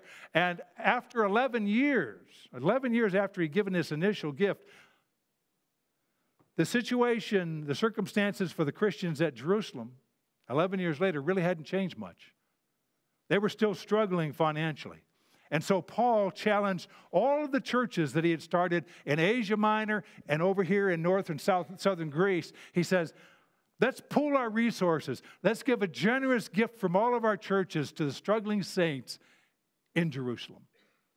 Now, most of the churches were moved by the plight of the Christians in Jerusalem, and they responded quickly to the opportunity to help them. So we were told in Galatia, for example. In Galatia, where Lystra and Iconium and Derbe and the church at Ephesus, where Paul was when he wrote this letter, those churches responded immediately. We're told the church in the church of Macedonia up here in Philippi and Thessalonica and places like that, he said they also responded and gave out of their poverty. But the wealthiest church in the world dragged their feet. They knew that they should be generous. God had given them the means to be generous. But there was a gap in their giving. So one of two things was either true. One of two things was true. Either the believers at Corinth had closed their heart. Either they closed their heart to the plight of their brothers and sisters who were in Jerusalem so they could keep their money for themselves, or, other possibility, maybe they were just confused about how the offering was to be gathered and how it was going to be distributed. Paul gave them the benefit of a doubt. Said, let's just assume you have a good heart. Let's just assume that the problem is you're confused about how we're going to gather these gifts and how they're going to be distributed. And so he spells it out for them like this. Now, about the collections for God's people. He has talked to them about this. They've written him a letter asking questions about this, and so he's going to address it. Now about the collections for God's people. Do what I told the Galatian churches to do. That's over in Turkey. On the first day of every week, that's Sunday, the day of the resurrection. On the first day of every week, each one of you, not some of you, not just the wealthy, not just the mature, each one of you should set aside a sum of money in keeping with their own income, saving it up so that when I come, no collections will have to be made. So the specifics of how he was going to do this were pretty clear. He had been doing this in all the other churches. He said, I want you to just do what every other church is doing. And he said, let me just spell it out for you. I want every person, he says, I want every person to be generous. I want every person to give, not just the well-off, not just the spiritually mature. Generosity is an entry-level virtue that every Christian can participate in, whether they have a lot of money or a little bit of money, whether they're married or single, whether they have a full house or they have an empty nest, whether they're employer or employee, wherever they are, whether they're laid off, they have something. And he says, I want you to share out of your something. Every Christian can care, and so every Christian can find a way to share. Then Paul spells out that he wants their gift to be weekly, and he wants them to give their gift on the first day of the week. That's Sunday. And he says, when we come to that weekly gift, what I want you to do is I want you to give a proportional gift. He said, I want you to give in proportion to, or as he says here, in keeping with your income. And so a slave has very little income. His gift is going to be proportional. It's going to be a piece of that, but it's going to be quite different than the homeowner. And that gift is going to be quite different than the business owner. And that gift's going to be quite different from the bureaucrat. All of them have a different level of income, but they all give proportionally. We would call that percentage giving today. And then he makes this statement. He says, I want you to save it up so that when I come, no offerings are gathered. So obviously they're not saving it up at their home. They're saving it up at the church. Because here's kind of what happens. We say, oh, I'm going to be generous. I'm going to give to this need. And so I put $25 in, and I put another 20 with the 25 in, and then 25 in. 20 week by week, I'm putting $25 in, and I build it up to $150, and I'm going to give that until I look in the mirror and I realize, Daddy needs a new pair of shoes. Where am I going to find money for a new pair of shoes? Well, heck fire, there's $150 sitting right over there. I'll just write God an IOU, and I'll just use that money. And then God shows up and says, it's time to give your gift. And all he's got is a stack of IOUs, and we got a new pair of shoes. He says, I don't want it to be like that. When I come, I don't want there to be any collections. I don't want to get a stack of IOUs. So bring your money every week and build it up at the church. Give it, let go of it, so you don't go back in and mess with it. Just let go of it. Be generous, let go. And then when I come, he goes on and tells them, when I come, I want you to pick two people that can travel with me, because I want them to go with me. We're going to take this money, and every church is going to have a couple guys, and everybody's going to have eyes and ears on that money so that your church will know that your money went to the place where it was supposed to go. It didn't land in my pocket. It landed at Jerusalem to help the poor in Jerusalem. God is all about financial transparency and financial accountability, and he even built it into this offering. Now, if the Corinthians were reluctant to give simply because they didn't understand the process that Paul was using, well, then these brief instructions would solve that problem, and Paul would never have to talk to them again about being generous, if that's the problem. But apparently the gap in giving at Corinth was not caused by confusion about the process, because a few months later he's going to have to write the book of 2 Corinthians. And when he writes the book of 2 Corinthians, they still haven't given their gift. And he says, and he spends 2 full chapters in 2 Corinthians writing to them, and chapter 8 and 9, talking to them not about the process, but about their heart, that they needed to be generous. All the other churches in Asia, in Asia Minor, over in Greece, or in Turkey, what we call today, Greece, all of them gave sacrificially. All gave willingly. Even the poor churches in northern Greece and Macedonia gave out of their poverty. But the richest church in Asia and Greece was the most reluctant to be generous. Not because their pocketbook was too small, but because their heart was. When Christians care, they find a way to share, whether they have lots of money or very little. So what does that mean for you and me today? Well, I can tell you that things haven't changed much in 2,000 years. There are still lots of people in this world who need Christians like you and me to be generous in order to alleviate the poverty and the suffering in their life. They still need us. I can tell you that 2,000 years later, caring and sharing are still linked at the hip. And an unbelieving world is still watching whether we bring those two things together. Those who care find a way to share. You know, if generosity was just a social obligation, if that's all it was, well, the government could handle it. I mean, the government could tax us, and they could pry our money out of our hands, and they could give it to the poor, and that'd be the end of it. But generosity is not just a social obligation. It's a spiritual virtue. It's something has to happen in us. And for generosity is designed so that something good happens in us when we do something good for others. It's a character builder in us.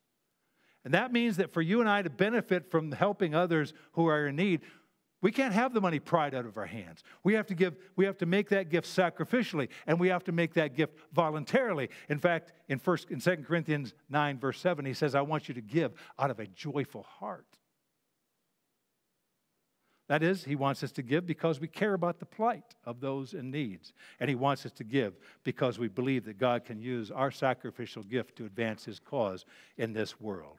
There were lots of poor communities in the first century, and there's lots of poor communities in the 21st century. And I think there's this attitude that says, in our culture, says, well, we can't help everybody, so we ain't helping anybody. And you know, that is a cop-out. That is just a drop-dead cop-out. And anybody who hears it, it's one of those things you don't want to say it out loud because it just sounds bad. All right? So we say it in our head, but when you say it out loud, you know just how wrong it is. Paul didn't go there. Paul said he understood we can't help everybody, but he insisted we certainly can help somebody. We certainly can help somebody. And Paul said, so what we're going to do is we're going to help our impoverished brothers down in Jerusalem who paid the dear price to make the gospel available to us Gentiles, and we're going to take care of them. We're going to invest back in their life.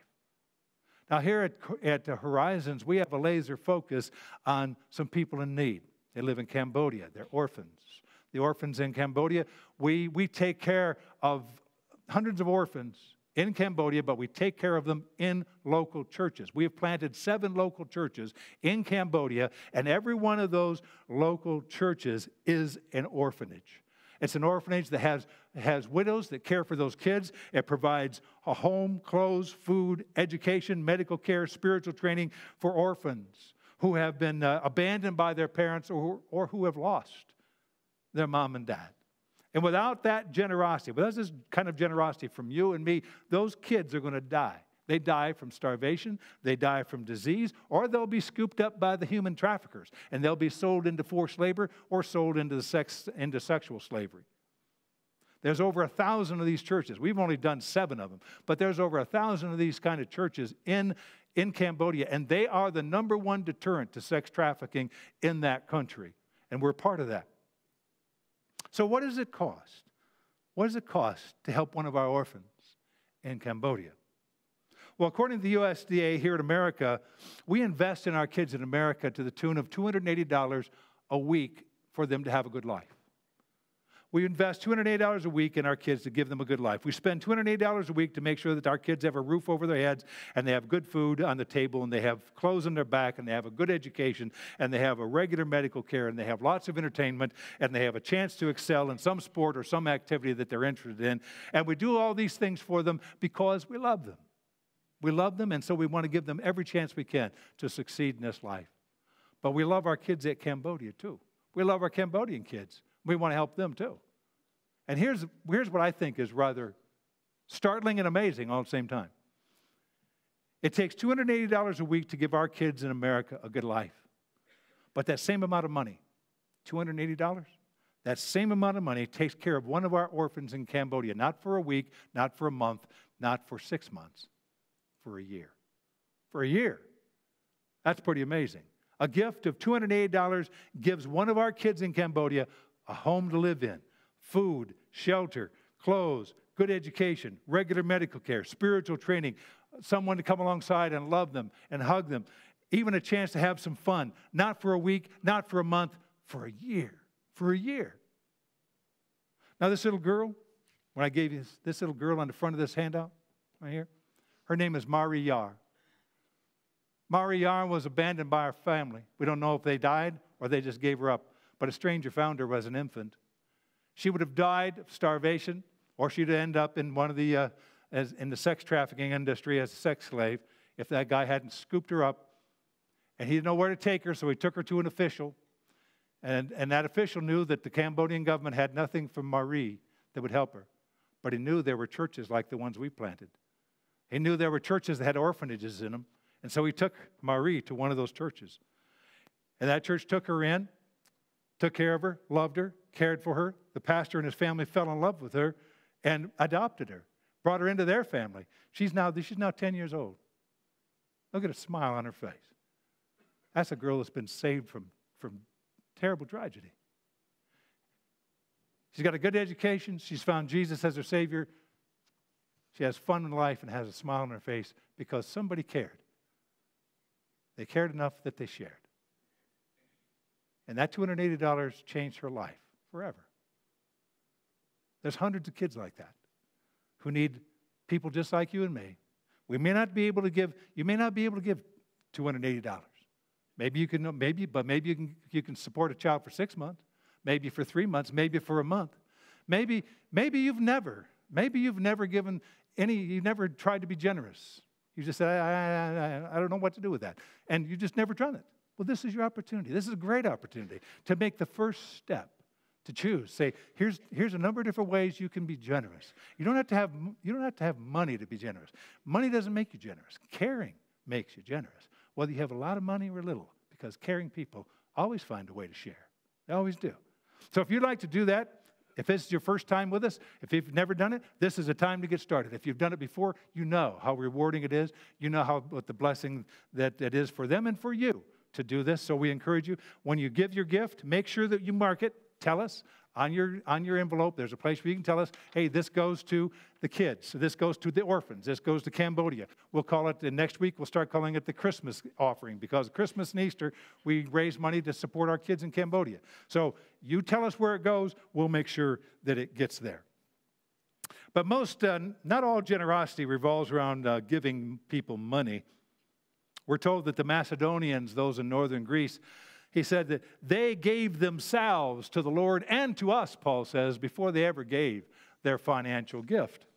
You know, I grew up in a home that didn't have a lot of money for a number of years. And yet, even when we didn't have much money, we were still generous because we shared what we had.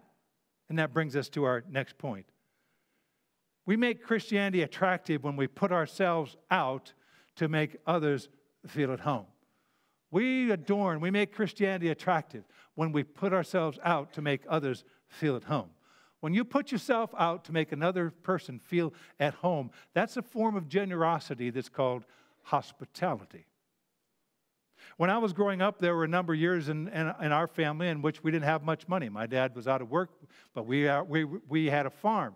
And so we always had plenty of food. We raised our own beef. We canned lots of vegetables and fruit and pickles, and we made our own bread. We made our own jam, all of those things. And so when a guest speaker, or a missionary came to our church, they often ended up at our dinner table on Sundays or through the week.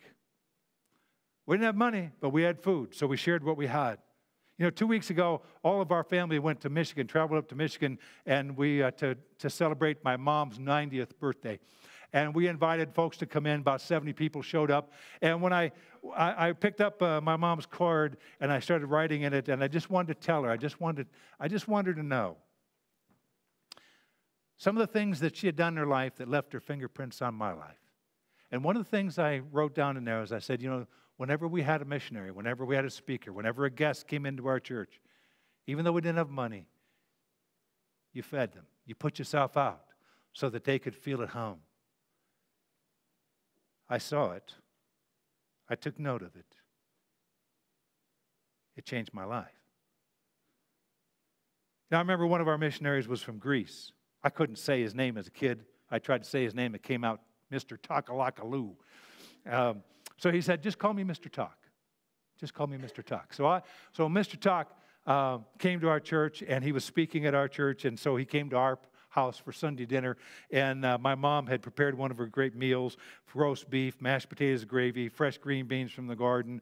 There was homemade bread and jam. There was sweet corn from the patch. There was fresh picked strawberries and homemade shortcake. All that stuff was spread out on the table. And I brought Mr. Talk into the dining room, and it was all stretched out there. And my mom's rushing around. She's got her apron on, and she turns to him and says, "Just take your jacket and tie off, Mr. Talk. Sit anywhere. We don't put on the dog here."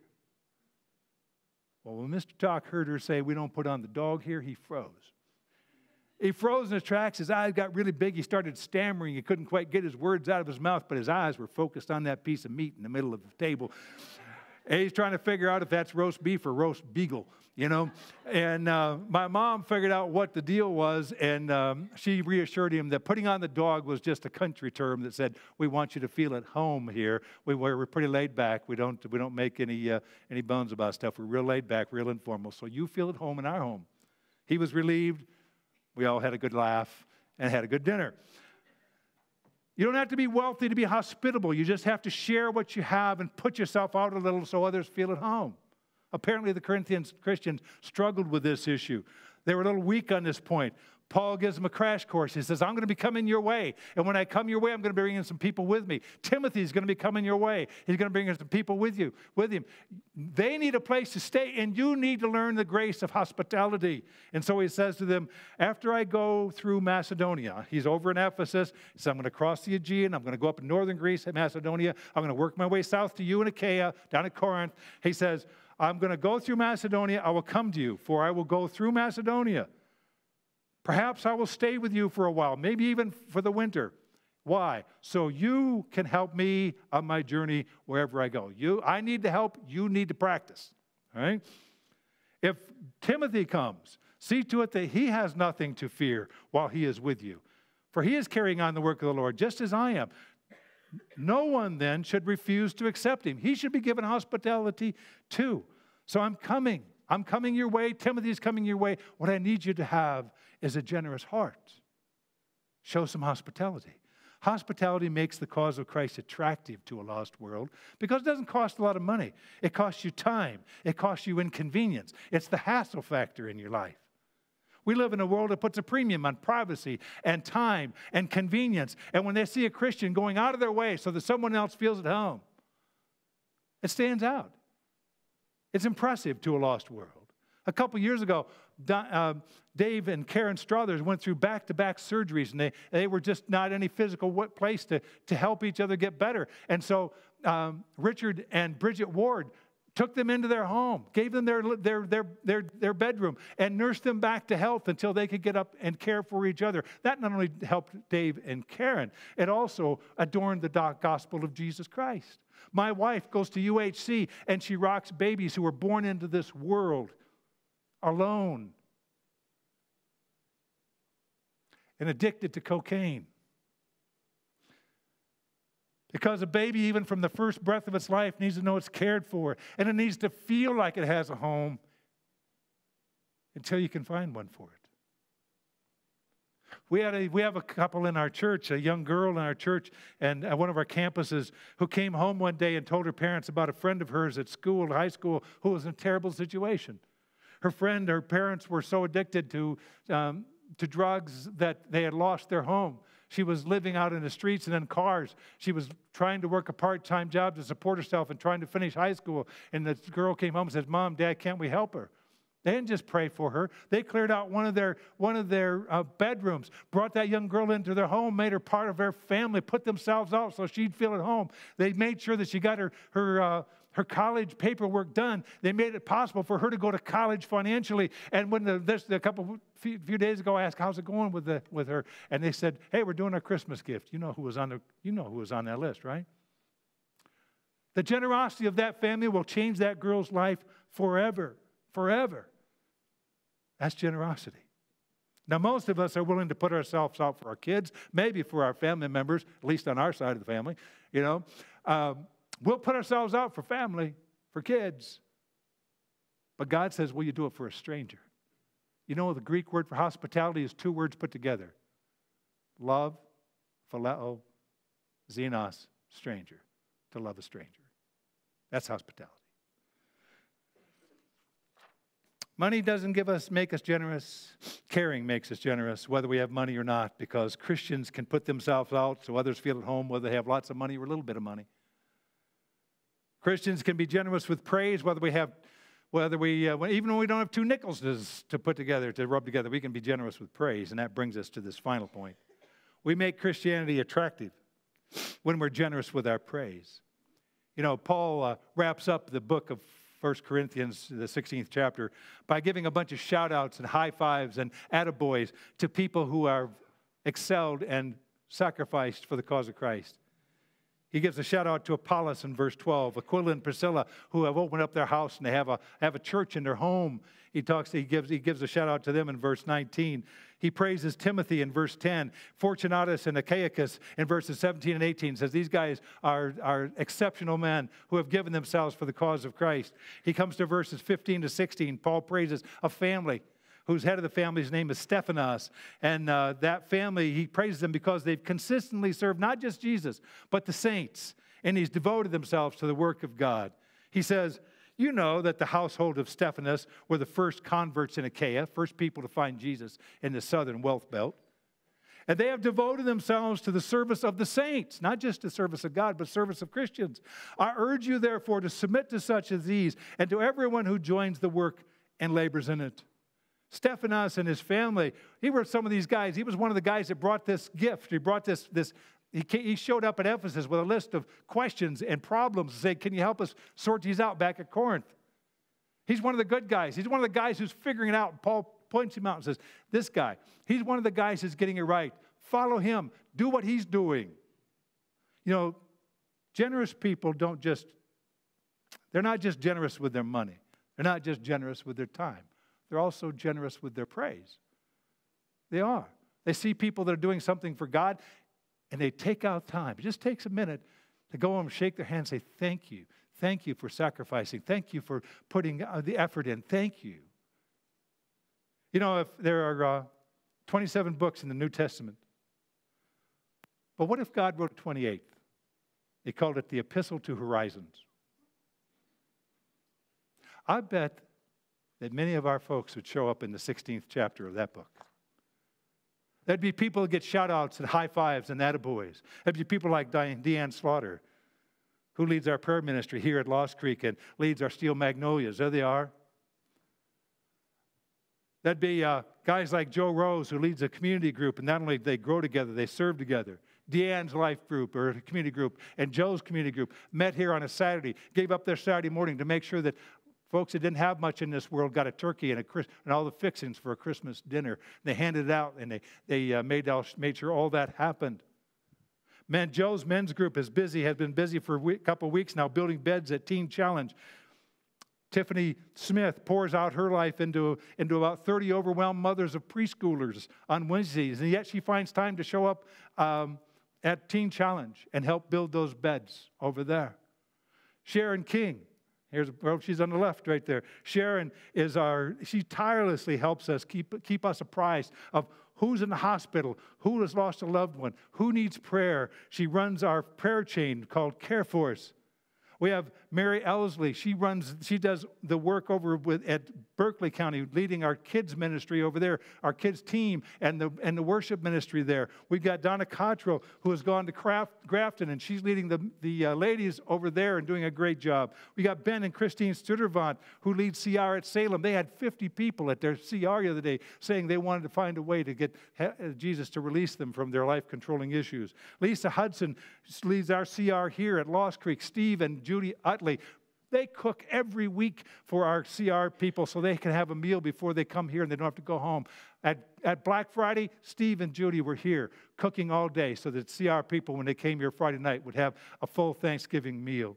You have people like E.J. Cartagena and Brian Dumeyer, who lead the youth ministry at Salem, which I hear, by the way, is off the hook. Right? There's Derek and Amber Hughes, who bring Jesus to the kids at Genesis Center. Ricky Hitt, Mark Bland impact hundreds of kids through One King Sports. Emily Krause leads our kids and our teens in worship on Wednesday nights. We have Cynthia Hill and her twin girls, Marina and Meredith, who have been pouring their lives into our kids here at Lost Creek for well over a decade. And just as in 1 Corinthians, for every person that I can highlight in a moment like this, there are 10 that I can't. And that's why people like you and me are important. Because here's what I'm asking you to do. Every one of us, when we see somebody serving, we could take a little time out of our life and be generous with praise and walk up to them and shake their hand and thank them and let them know that you're grateful and Jesus is proud of them. Because money doesn't make you generous. It really doesn't. Caring makes you generous. Here's what I know. Generous people find a way to give whether they have lots of money or not. Generous people put themselves out to make others feel at home whether they have lots of extra time and lots of extra energy or not. Generous people see those who are serving and they take the time to say thank you whether they hear thank you or not.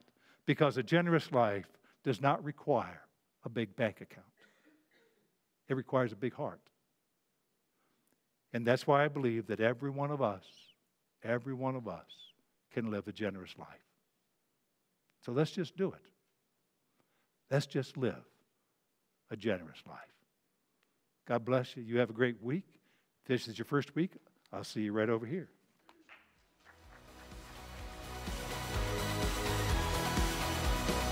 You are the way.